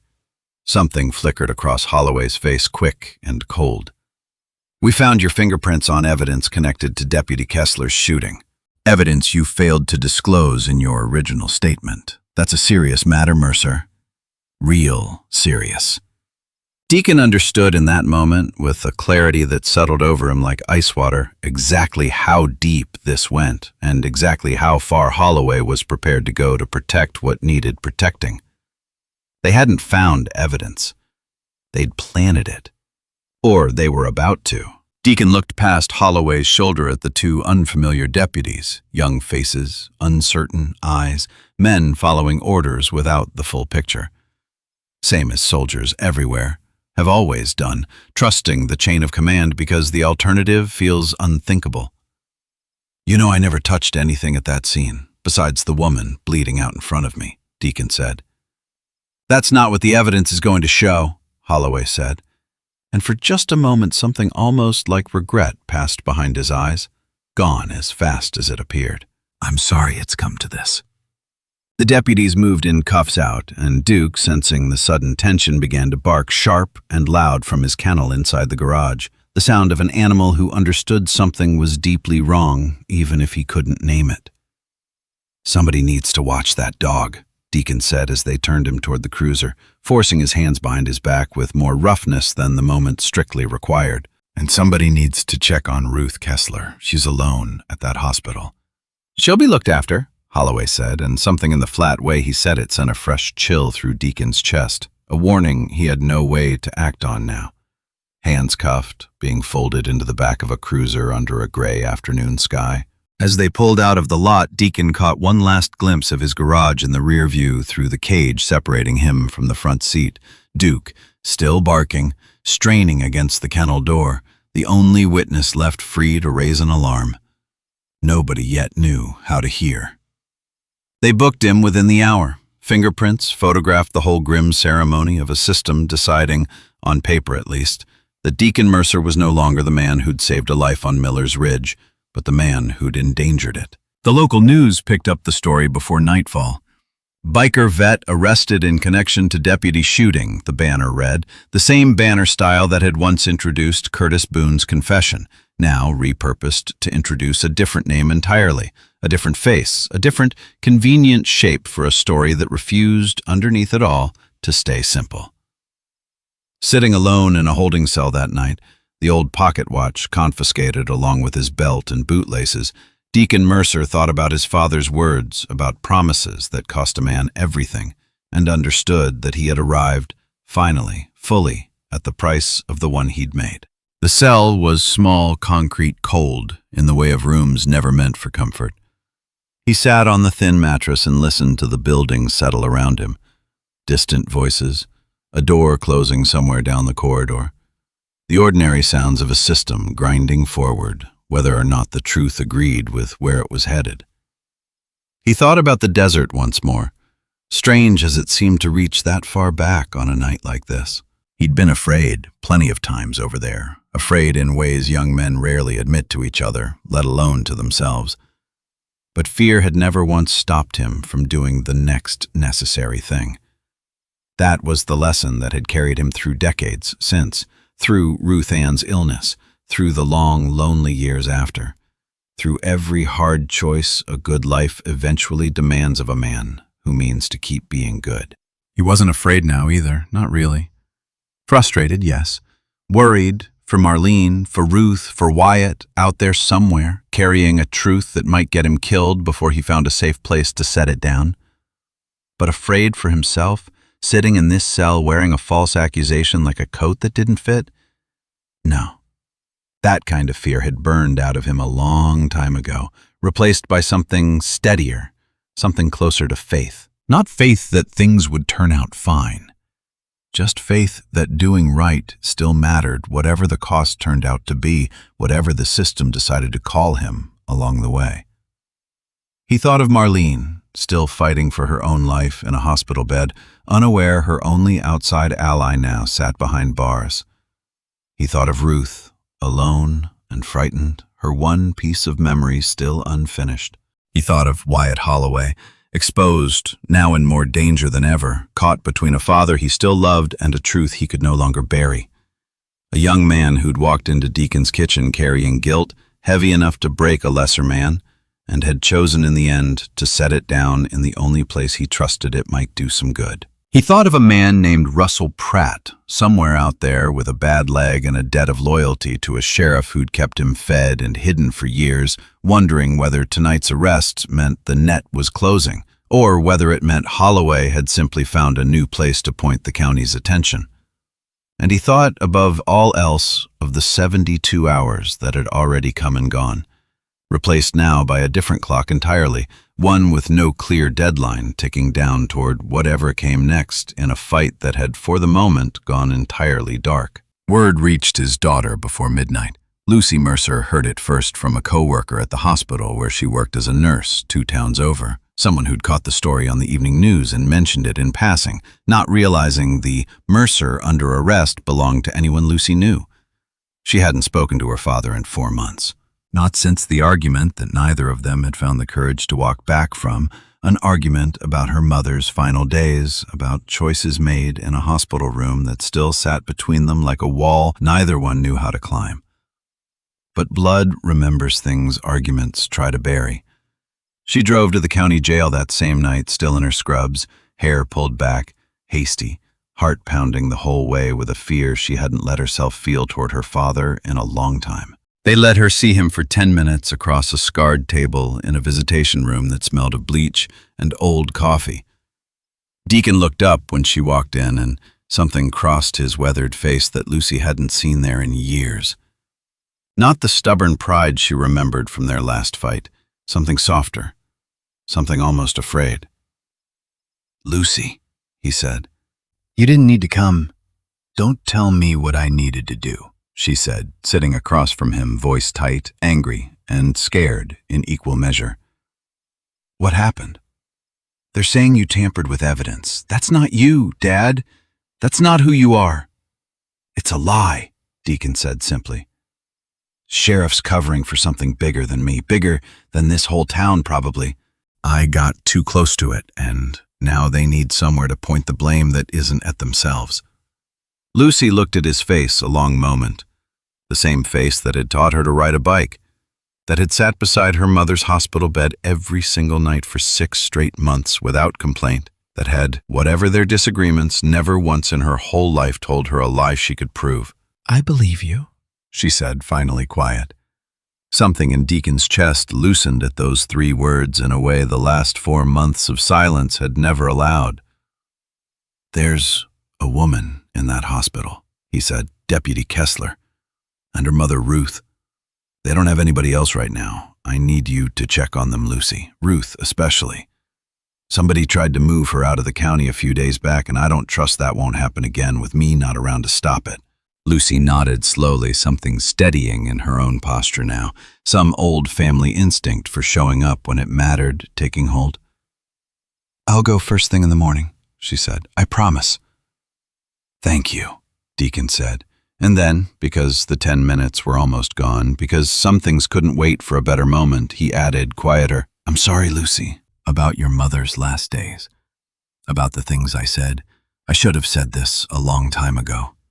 Lucy's eyes filled, and for a moment neither of them said anything at all, the old silence between them finally starting just barely to crack open into something that might one day heal.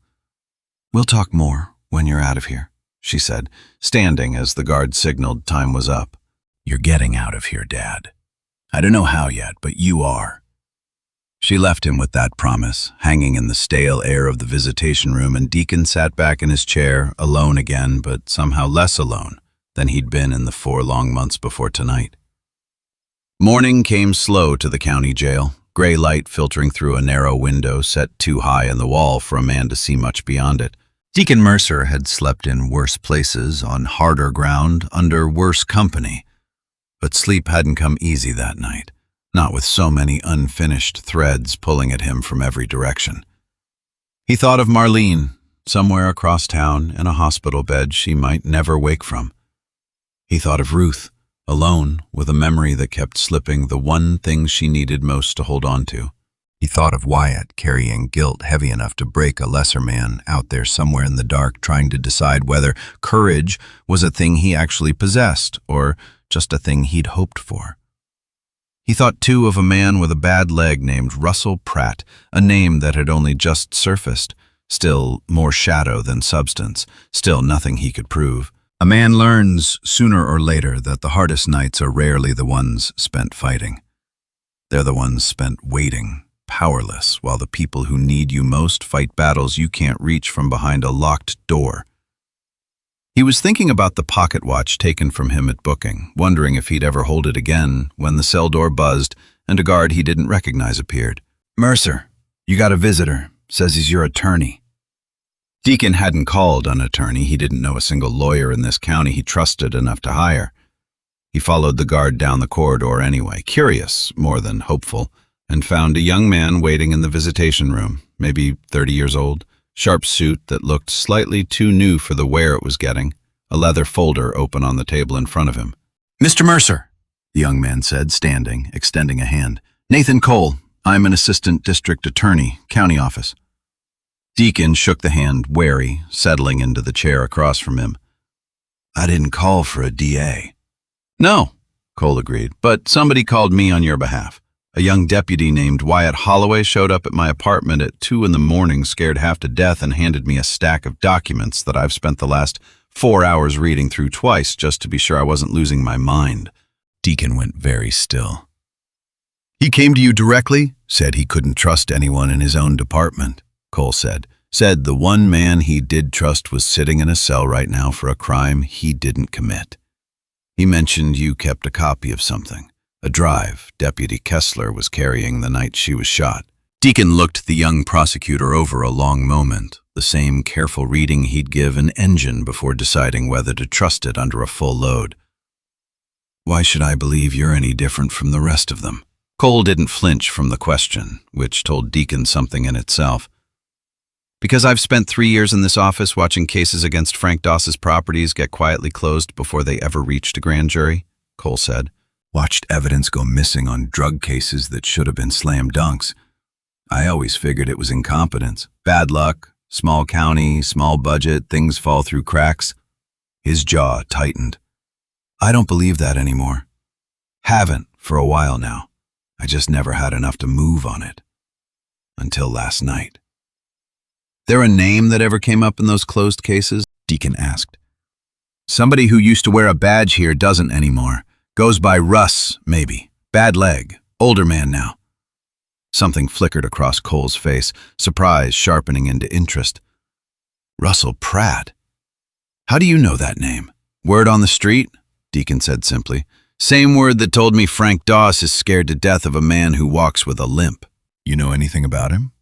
"Only that his personnel file is thinner than it should be for a man who wore this county's badge for a decade," Cole said. "No exit interview on record, no explanation for his departure beyond 3 words. Resigned in good standing. I always figured that was strange, filed it away, never had a reason to chase it. Until now, I think I do." Deacon considered him a long moment longer, then reached a decision the same way he always did, less through calculation than through instinct honed over 63 years of reading men's faces. There's a hollow compartment under the workbench in my garage, Deacon said quietly.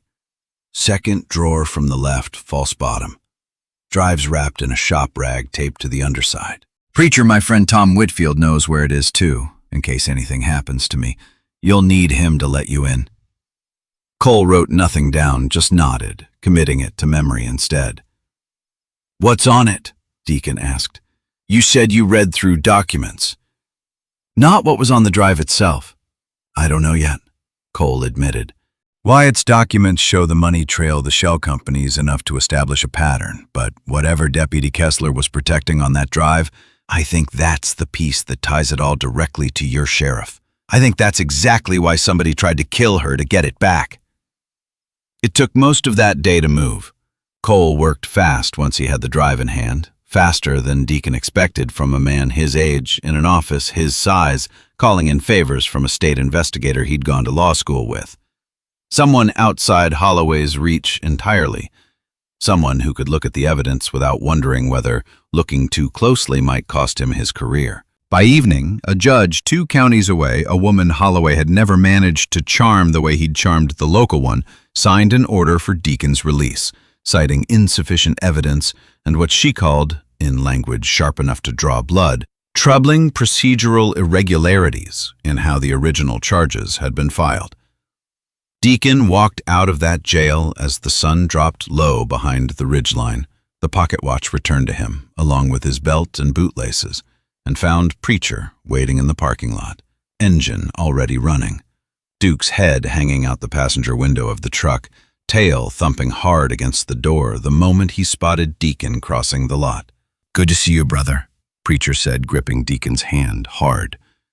Good to be seen, Deacon said, scratching behind Duke's ears, the dog whining low with something like relief.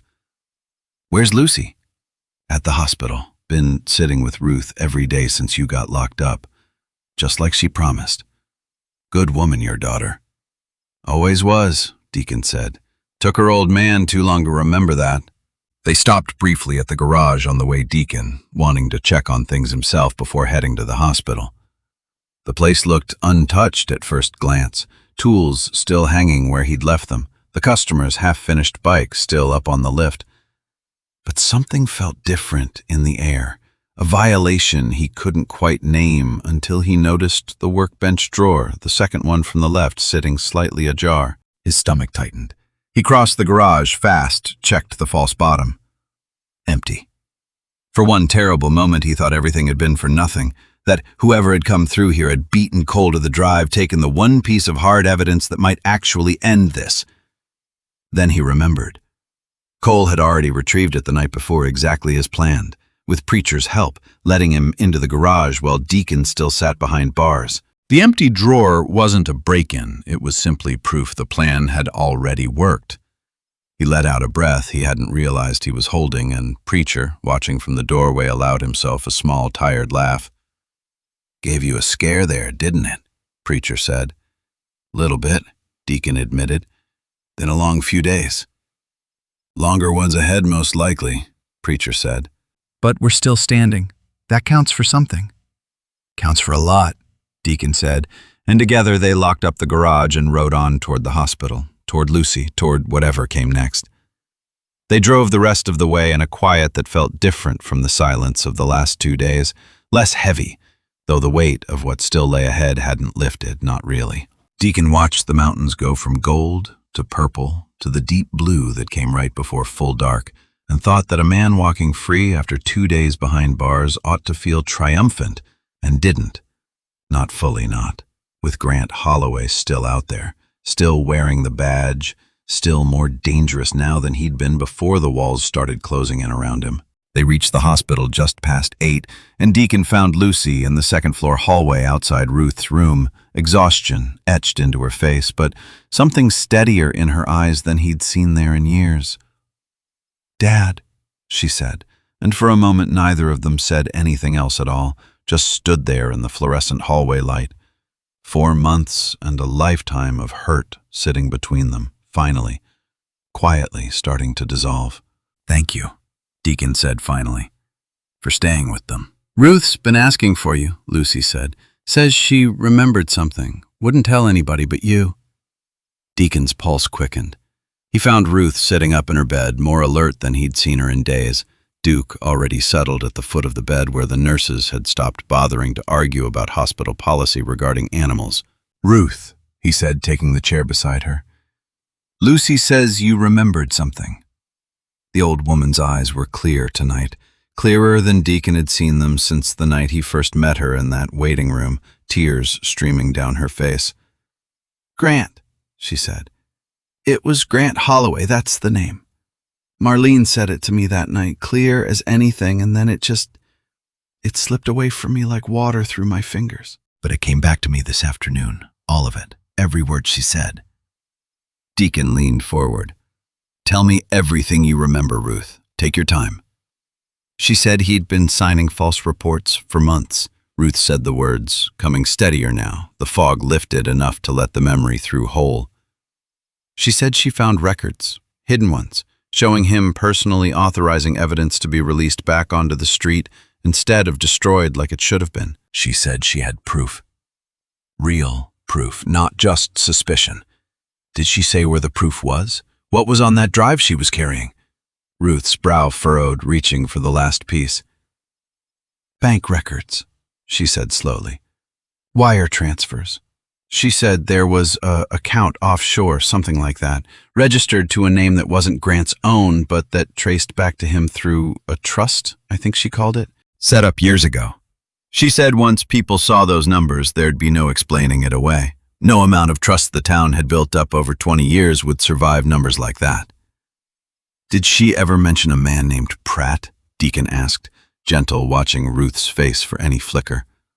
Russell Pratt used to be a deputy here? Ruth's brow creased, reaching, and then something surfaced, small but certain. She was afraid of a man, Ruth said slowly. Never said his name plain to me, just said there was somebody Grant kept close, somebody who did the parts of the job Grant didn't want his own hands dirty with. Said the man had a temper and a limp and not much left to lose. I remember that part clear. Not much left to lose. She said that's what makes a man dangerous, when he's already lost everything a decent life could take from him. Deacon sat back slowly, the last major piece finally settling into place. Not just a sheriff covering for his son's drug debts through quiet favors and looked-away evidence. A sheriff who'd built himself an actual financial stake in the operation, whatever excuse he told himself about why it started, however much love for his son had opened that first door. Somewhere along the way, protecting Wyatt had become something else entirely. Something that had its own momentum now, its own greed, separate from whatever fatherly love had once justified the first small compromise. And somewhere in that momentum, a broken, discarded former deputy had found himself a new kind of usefulness and a new master to serve. Thank you, Ruth, Deacon said quietly. You just gave Marlene the thing she needs most right now, a voice when she doesn't have one of her own yet. Ruth reached out and gripped his hand, tears still falling. Is she going to be all right? Ruth asked. My girl? Is she going to make it through this? I intend to make sure of it, Deacon said. Every last piece. The state investigator Cole had brought in a quiet, methodical woman named Renner moved fast once she had Ruth's testimony to corroborate what the drive itself confirmed in cold financial detail. Wire transfers, an offshore account, a paper trail, 20 years in the careful building, all of it finally exposed in the space of a single frantic day. Renner also confirmed by midday what Deacon and Preacher had already begun to suspect on their own. Russell Pratt existed, was real, had a record buried deeper than a man's resignation should ever bury one, and had not been seen at his last known address in over a week. He knows we're closing in, Renner told Deacon and Cole over the phone that afternoon, her voice clipped, professional, unhurried, in the way of someone who'd done this kind of work long enough not to panic at the parts that panicked everyone else. Man like that doesn't run unless somebody's told him it's time to run. Which tells me Holloway already knows how close we are too. But paper trails take time to translate into arrests, especially when the man at the center of them still wore a badge and commanded the loyalty, however shaken, of an entire county sheriff's department. Holloway moved first. Deacon got the call from Wyatt just after midnight, voice tight with panic. "They're moving her," Wyatt said. "Deputy Kessler, my father just signed an order for an emergency transfer, says her condition requires specialized care at a facility out of state. Ambulance is already en route to the hospital." Deacon's blood went cold. "That's not a transfer, that's an execution with paperwork attached." "I know," Wyatt said. "I think he knows it's over, Mr. Mercer. I think he's done trying to bury this quiet. I think he's just trying to make sure the one witness who could put him away permanently doesn't survive long enough to testify." "How long do we have?" "Ambulance is scheduled to leave in 40 minutes. Once she's outside county lines, once she's in a vehicle he controls, I don't know what happens to her. I don't know who's driving that ambulance or where it's actually planning to go." Deacon thought of a man with a bad leg out there somewhere, already given his orders, already told it was time to finish what he'd started on Miller's Ridge weeks before. Deacon was already moving, grabbing his jacket, shouting for Preacher. "Call the club," Deacon said. "Every rider who can throw a leg over a bike in the next 20 minutes. We're not letting that ambulance leave this county." They gathered in the hospital parking lot in the gray hour before dawn, engines idling, low headlights cutting through mist that clung to the mountain air. 14 riders, some of them men Deacon had known 40 years, some newer to the club but no less loyal. All of them there because a call had gone out, and the answer, same as it had always been, was simple and immediate. "We ride." Lucy stood at the hospital entrance, arms crossed against the cold, watching her father check the strap on his helmet with hands that, for the first time in this whole ordeal, Deacon noticed were trembling just slightly. "You don't have to do this yourself," Lucy said. "Let the police handle it, the real ones, the state investigator." "State investigator's 2 hours out," Deacon said. "Ambulance leaves in 15 minutes. Sometimes the cavalry doesn't arrive in time, Lucy. Sometimes you have to be your own cavalry." Lucy looked at his face and something passed between them. An understanding. 4 months of silence had never fully broken, no matter how deep the wound had cut. "Bring her back safe," Lucy said, "and bring yourself back safe too. I just got you back. I'm not losing you again so soon." "Not planning on going anywhere," Deacon said, and for a moment the old warmth was fully back between them. Father and daughter standing in a hospital parking lot at dawn, bound by something stronger than the argument that had nearly torn them apart. The ambulance pulled out of the hospital's rear exit at exactly the time Wyatt had warned them it would. No lights, no sirens, moving quiet through streets that were still mostly empty at this hour. The kind of quiet that told Deacon everything he needed to know about the intentions behind it. A real medical transfer didn't try to sneak away in the dark. 14 motorcycles fell in behind it, and then, as it turned onto the county highway heading toward the state lines, spread out around it in a formation that had nothing to do with intimidation and everything to do with making sure that vehicle wasn't going anywhere its occupants didn't agree to. For a moment, riding through the gray pre-dawn mist, engines steady beneath him, Deacon felt the old desert come back to him unbidden. The particular focus that settled over a man moving fast toward danger he couldn't fully see yet, senses sharpened past anything ordinary life ever demanded. He'd felt that focus exactly twice before in his life, once in a convoy years ago in a foreign desert, and once 11 minutes in the mud on Miller's Ridge, keeping a stranger's blood inside her body through nothing but pressure and will. He felt it now, riding through the dark toward a woman he'd sworn, without ever saying the words out loud, that he would not let die. Twice. The driver noticed quick. The ambulance sped up and Deacon's bike surged forward alongside it, close enough to see the driver's face through the window. A man he didn't recognize, jaw tight with the particular fear of someone whose plan has just run into something he didn't account for. "Pull over!" Deacon shouted, voice carrying over the engine noise. "Now!" The driver didn't pull over. Instead, the ambulance swerved hard, trying to clip the edge of Preacher's bike, and for one heart-stopping second, Deacon thought they were about to lose a brother on a dark mountain highway before any of this got the chance to end right. Preacher held the bike steady, cursing loud enough to be heard over 2 engines, and the ambulance straightened out, speeding up again, desperate now. The riders behind them adjusted formation without a word, needing to pass between them decades of trust translating into instinct, closing the gaps, boxing the vehicle tighter with every passing quarter mile, the way a herd of horses might close ranks around a threat. None of them needed instructions to recognize. Deacon made a decision he'd carry the weight of for a long while, after whatever the outcome. He gunned his bike forward, pulled ahead of the ambulance's front bumper, and slowed deliberately, forcing the driver into an impossible choice between plowing through a line of motorcycles or braking hard. The driver braked. The ambulance fishtailed on the wet road tires, screaming, and came to a stop at a crooked angle across both lanes, engine still running, driver frozen behind the wheel, with 14 bikers now circling slow and silent around the vehicle in the gray pre-dawn light. Deacon dismounted and approached the driver's window, calm despite the adrenaline still hammering through his chest. "Step out of the vehicle," he said.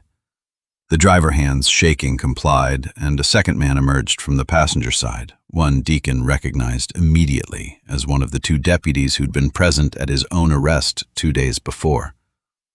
Not Pratt, just a frightened young officer following orders he'd probably already started to regret.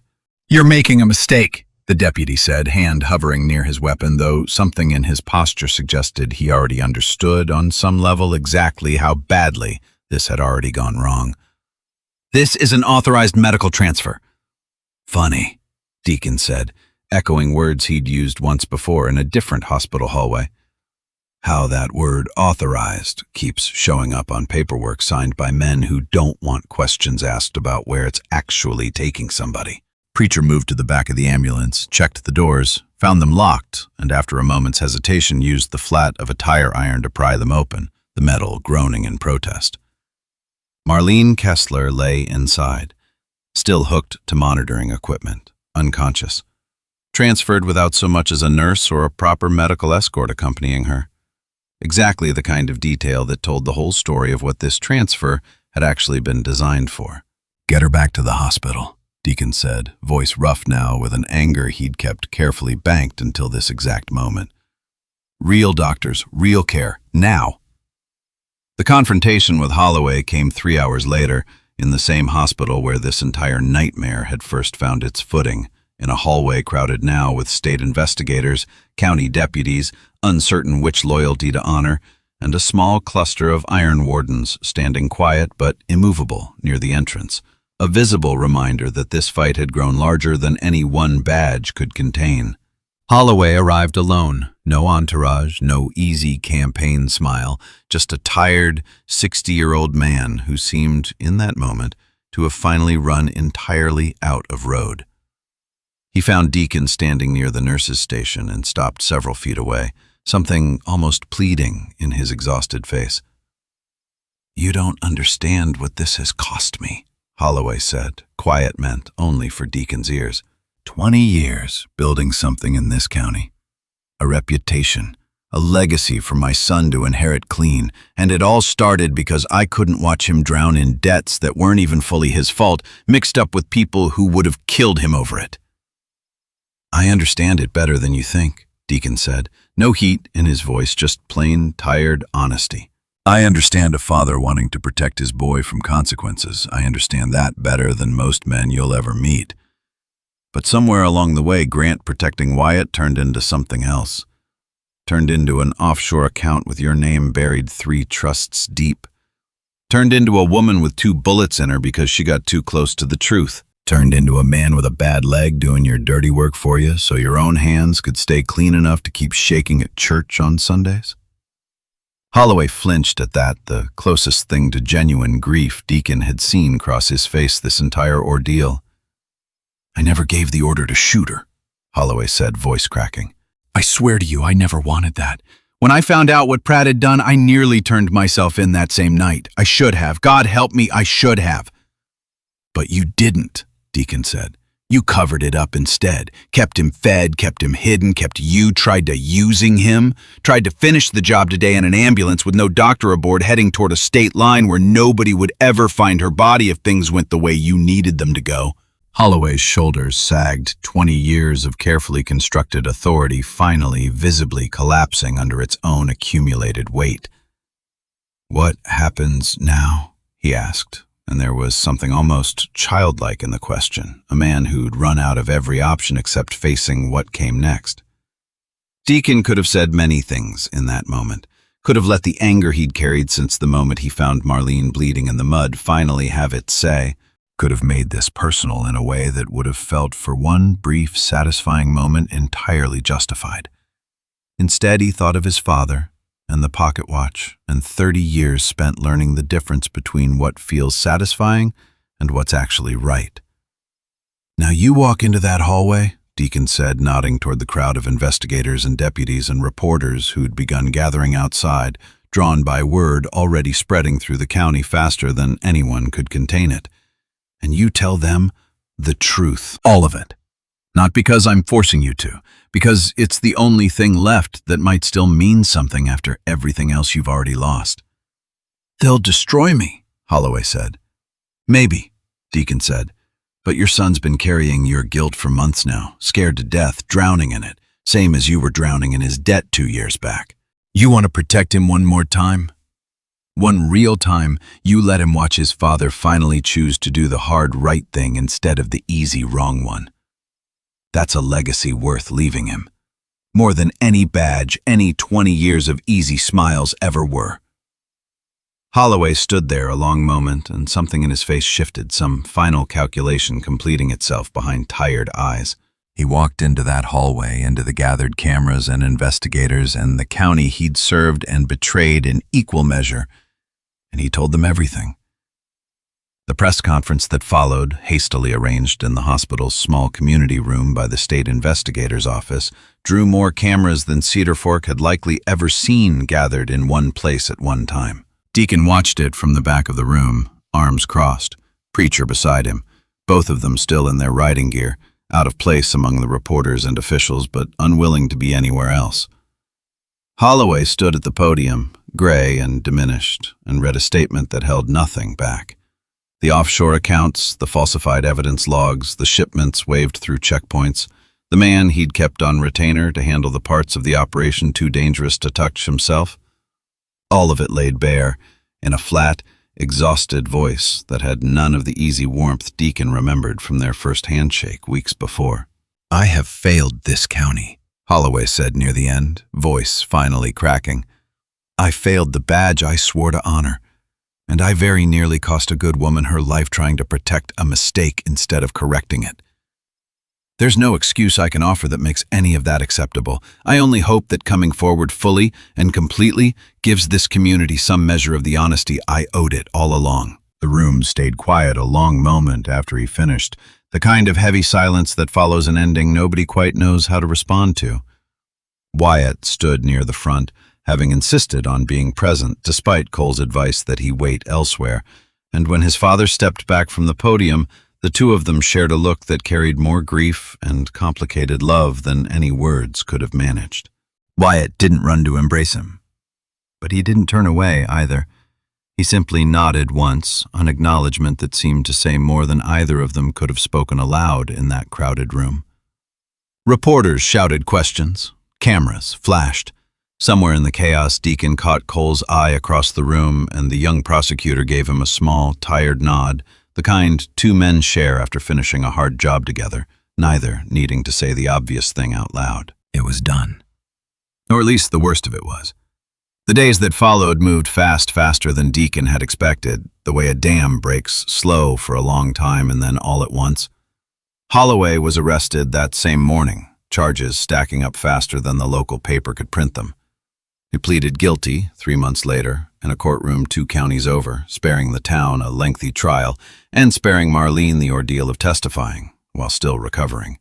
The judge sentenced him to 18 years, a number that felt to Deacon neither like justice fully served nor like injustice ignored, simply like the cost a man pays when love curdles slowly into something it was never meant to become. Russell Pratt was found 4 days after the ambulance was stopped, holed up in a rented cabin 2 states away, trying to disappear into a name that wasn't his own.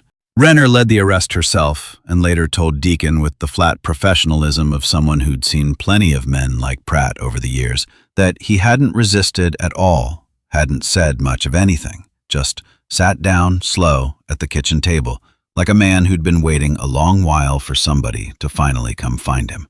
He was extradited back to stand trial for the shooting on Miller's Ridge, a charge far heavier than anything the county had ever managed to pin on him during his years quietly wearing its badge. The state investigators' work also finally answered the question that had gnawed at Deacon since that first night watching the news in the diner.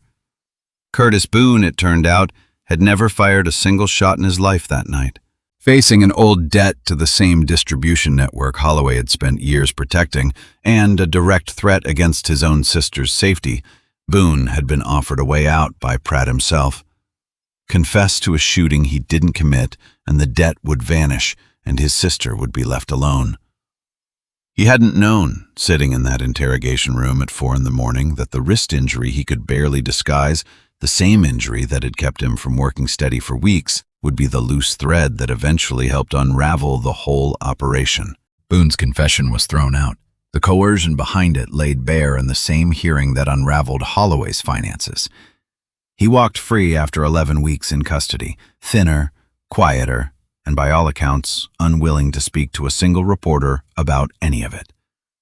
Deacon rode out to see him once, not for an apology, since none was owed to him personally, but simply to tell the man that he understood what it meant to be caught in something bigger than yourself, with no good choice in front of you.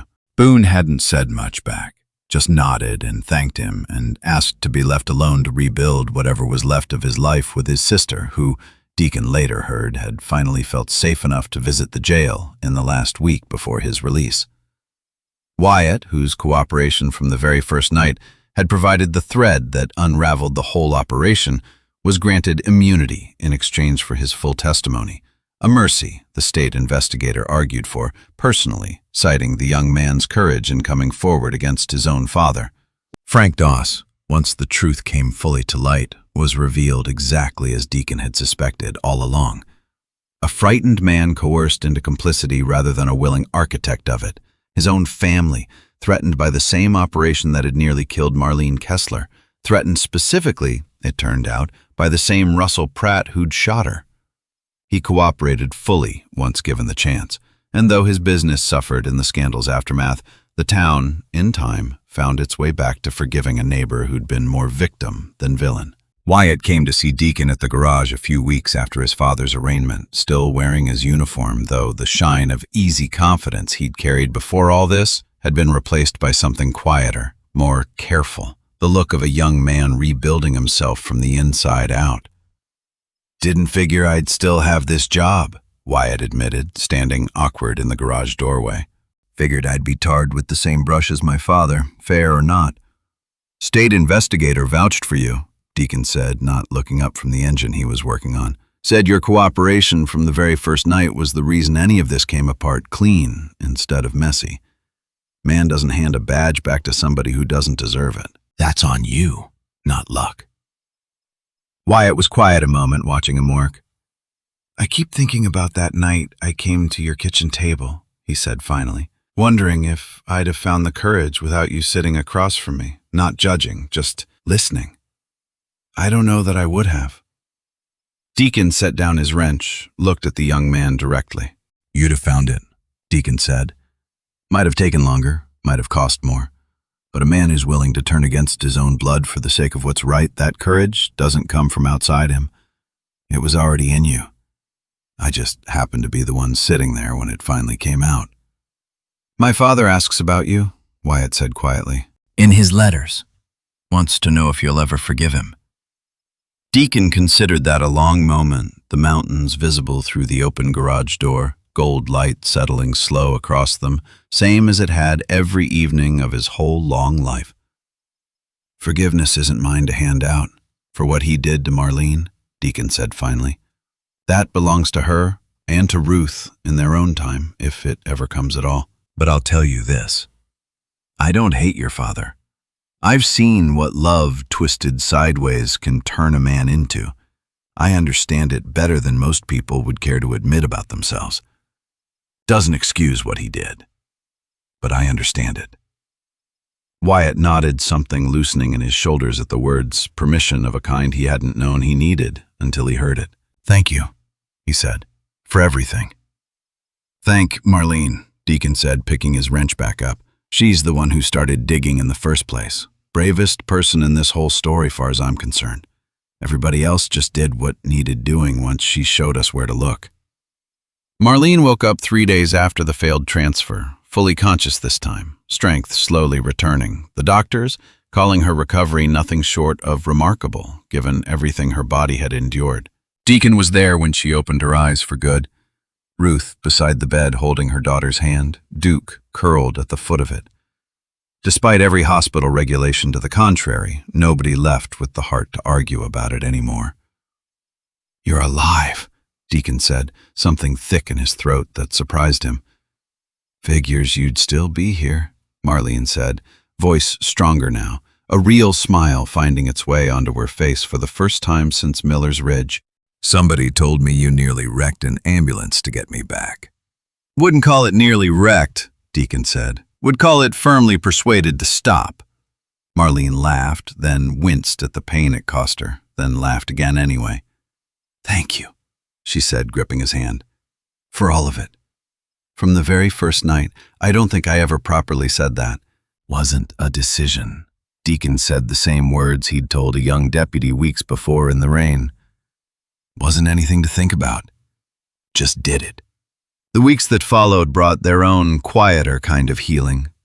Marlene was released from the hospital eventually, still weak, still recovering, but alive and whole in every way that mattered most. The county, in the wake of Holloway's arrest, needed a new sheriff, and in an unusual but not unprecedented move, the county commission, backed by a groundswell of public support that surprised even Deacon, appointed Marlene to serve out the remainder of the term once her recovery allowed it. The first woman to ever hold that office in Cedar Fork's long history. She accepted the position from her hospital bed, Ruth crying happy tears beside her, Duke barking once sharp and joyful as though he understood exactly what the moment meant. The formal swearing-in took place on the courthouse steps 6 weeks later, once Marlene was strong enough to stand for the ceremony herself, leaning lightly on a cane she'd need for a few more months yet, but standing all the same. Badge pinned to a uniform that fit her now with a different kind of weight than it had before. The whole town turned out. Deacon stood near the back of the crowd, Lucy beside him, Preacher and a dozen other members of the Iron Wardens forming a quiet line further back still, out of respect rather than any desire to draw attention from the moment that belonged to Marlene alone. She spotted them anyway, midway through her remarks, and paused. "I want to say something that isn't in my prepared notes," Marlene said, looking directly at Deacon, now her voice carrying clear across the courthouse lawn. 6 months ago, I was left for dead on a mountain road in the rain. The system that was supposed to protect this county had already failed me by then, though I didn't fully understand how badly until later. What saved my life that night wasn't a badge. It was a stranger who happened to be riding by a man plenty of people in this county had spent years crossing the street to avoid, who knelt in the mud for 11 minutes and refused to let me go. She had to stop a moment, composing herself before continuing. "I've thought a lot these past months about what it actually means to serve and protect. I used to think it meant the uniform, the badge. Now I know better. It means showing up for people, especially the ones nobody else believes are worth the trouble. Deacon Mercer taught this whole county that lesson, whether he meant to or not. I intend to spend my time in this office trying to live up to it." The crowd applauded, and Deacon felt his throat tighten in a way he hadn't expected, standing there in the afternoon sun with his daughter's hand finding his own, squeezing once gentle. "She's talking about you, you know," Lucy murmured. "I heard her," Deacon said, voice rougher than he intended. "You should be proud." "I'm proud of her," Deacon said. "Whatever part I played was just being in the right place. She's the one who did the surviving. That's the harder job, every time." After the ceremony, the county commission, in a gesture that surprised nobody who'd lived through the past 6 months in Cedar Fork, presented Deacon with a small plaque, more symbolic than significant, thanking him for his role in uncovering the corruption that had nearly cost the county everything it claimed to stand for. Deacon accepted it, awkwardly uncomfortable with the attention, and gave it to Ruth that same afternoon, who hung it in her room at the care facility where she now lived part-time, close enough for regular visits, far enough that she had proper round-the-clock support on the days her memory slipped hardest. "I'll tell everyone who visits that a hero gave me this," Ruth said, delighted, running her thumb over the engraved letters. "Wasn't a hero," Deacon said. "Just a man who happened to be riding home at the right time." "That's what heroes always say," Ruth told him, smiling. "It's how you can tell them apart from the ones who only pretend to be." Ruth herself continued to improve in ways the doctors found genuinely surprising. Not a cure for what was slowly claiming her memory, but a steadying, a slowing that the specialists attributed partly to proper care and partly, they admitted somewhat sheepishly, to something harder to measure on any chart. Routine. Comfort. The presence of people who showed up for her day after day without fail. Duke split his time between Marlene's new office and Deacon's garage, technically retired now from active duty given his leg, but the county let him stay on as something between mascot and honorary deputy, and nobody who'd watched him drag himself toward his fallen handler on a rainy embankment weeks before argued the point. Deacon and Lucy found their way back to each other slowly, the way real healing always happens, not in one grand gesture, but in 100 small ones. Sunday dinners resumed. Old arguments got aired honestly instead of buried. The wound didn't disappear entirely. Wounds like that rarely do, but it closed, clean and strong. The kind of scar a person can live with instead of around. On a clear morning some months later, Deacon rode out early, same as he always did, up past Miller's Ridge, past the spot where a guardrail had since been replaced, new metal still bright against the older, weathered stretches on either side. He stopped there, a moment engine idling, and looked down the slope where he'd found a dying woman in the rain all those months back, where a decision, made in an instant, had reshaped so many lives, his own included, in ways he never could have predicted. Riding home from a cemetery that night, his phone buzzed. A text from Marlene, now Sheriff Kessler, though she still answered to Marlene when Deacon called, always would. "Ruth's having a good day. Come by the office later. She's asking for you. Bring Duke." Deacon smiled, tucked the phone away, and looked out one more moment at the mountains, catching the early gold light. The same light he used to watch with Ruth Ann from his porch every morning for 31 years. He thought about promises and the cost of keeping them, and how a man measures a life not by the trouble he avoids, but by what he's willing to stand up for when it matters most. He thought about a pocket watch carried now in his jacket, the same one his father had carried, the same one his father's father had carried before that, 3 generations of men who understood that some things are worth more than comfort, worth more than safety, worth whatever price gets asked of you along the way. One day he figured he'd hand that watch to Lucy. Not yet. But one day. He thought about the word Ruth had used back before any of them understood the shape of the thing they were facing. Shocked. She'd said Marlene told her the truth would shock everybody, and it had in ways none of them could have predicted that rainy night on Miller's Ridge. Not because the villain turned out to be some stranger nobody trusted, but because he turned out to be the one man the whole county had trusted most, a reminder that the badge alone never made anybody good. Same as the leather vest alone never made anybody bad. It was always the choices underneath, the ones nobody saw, that told the real truth about a person. It was true of Holloway, who'd let love curdle into something monstrous. It was true of Boone, who'd carried another man's guilt to protect his sister. It was true, most of all, of a biker in a worn leather vest who'd knelt in the mud on a rainy night because it never once occurred to him to do anything else. For now, there was a woman with a fading memory waiting to see her favorite dog. There was a daughter healing alongside a father who'd finally learned to say the things that mattered before it was too late to say them. There was a county battered but standing, slowly remembering what it looked like when the people meant to protect it actually did. Deacon Mercer started his engine, turned the bike back toward town, and rode on into the morning, the mountain road unwinding ahead of him, same as it always had, same as it always would. 1 mile, one choice, one small act of decency at a time. That, he'd come to understand, was the whole of it. Not grand gestures, not medals or headlines. Just showing up again and again for whoever needed a hand held out to them in the rain. The engine's steady rhythm carried him forward, and somewhere behind him the sun climbed fully over the ridge, gold light spreading slow across a county that had, against every hard odds stacked before it, finally found its way back toward the light.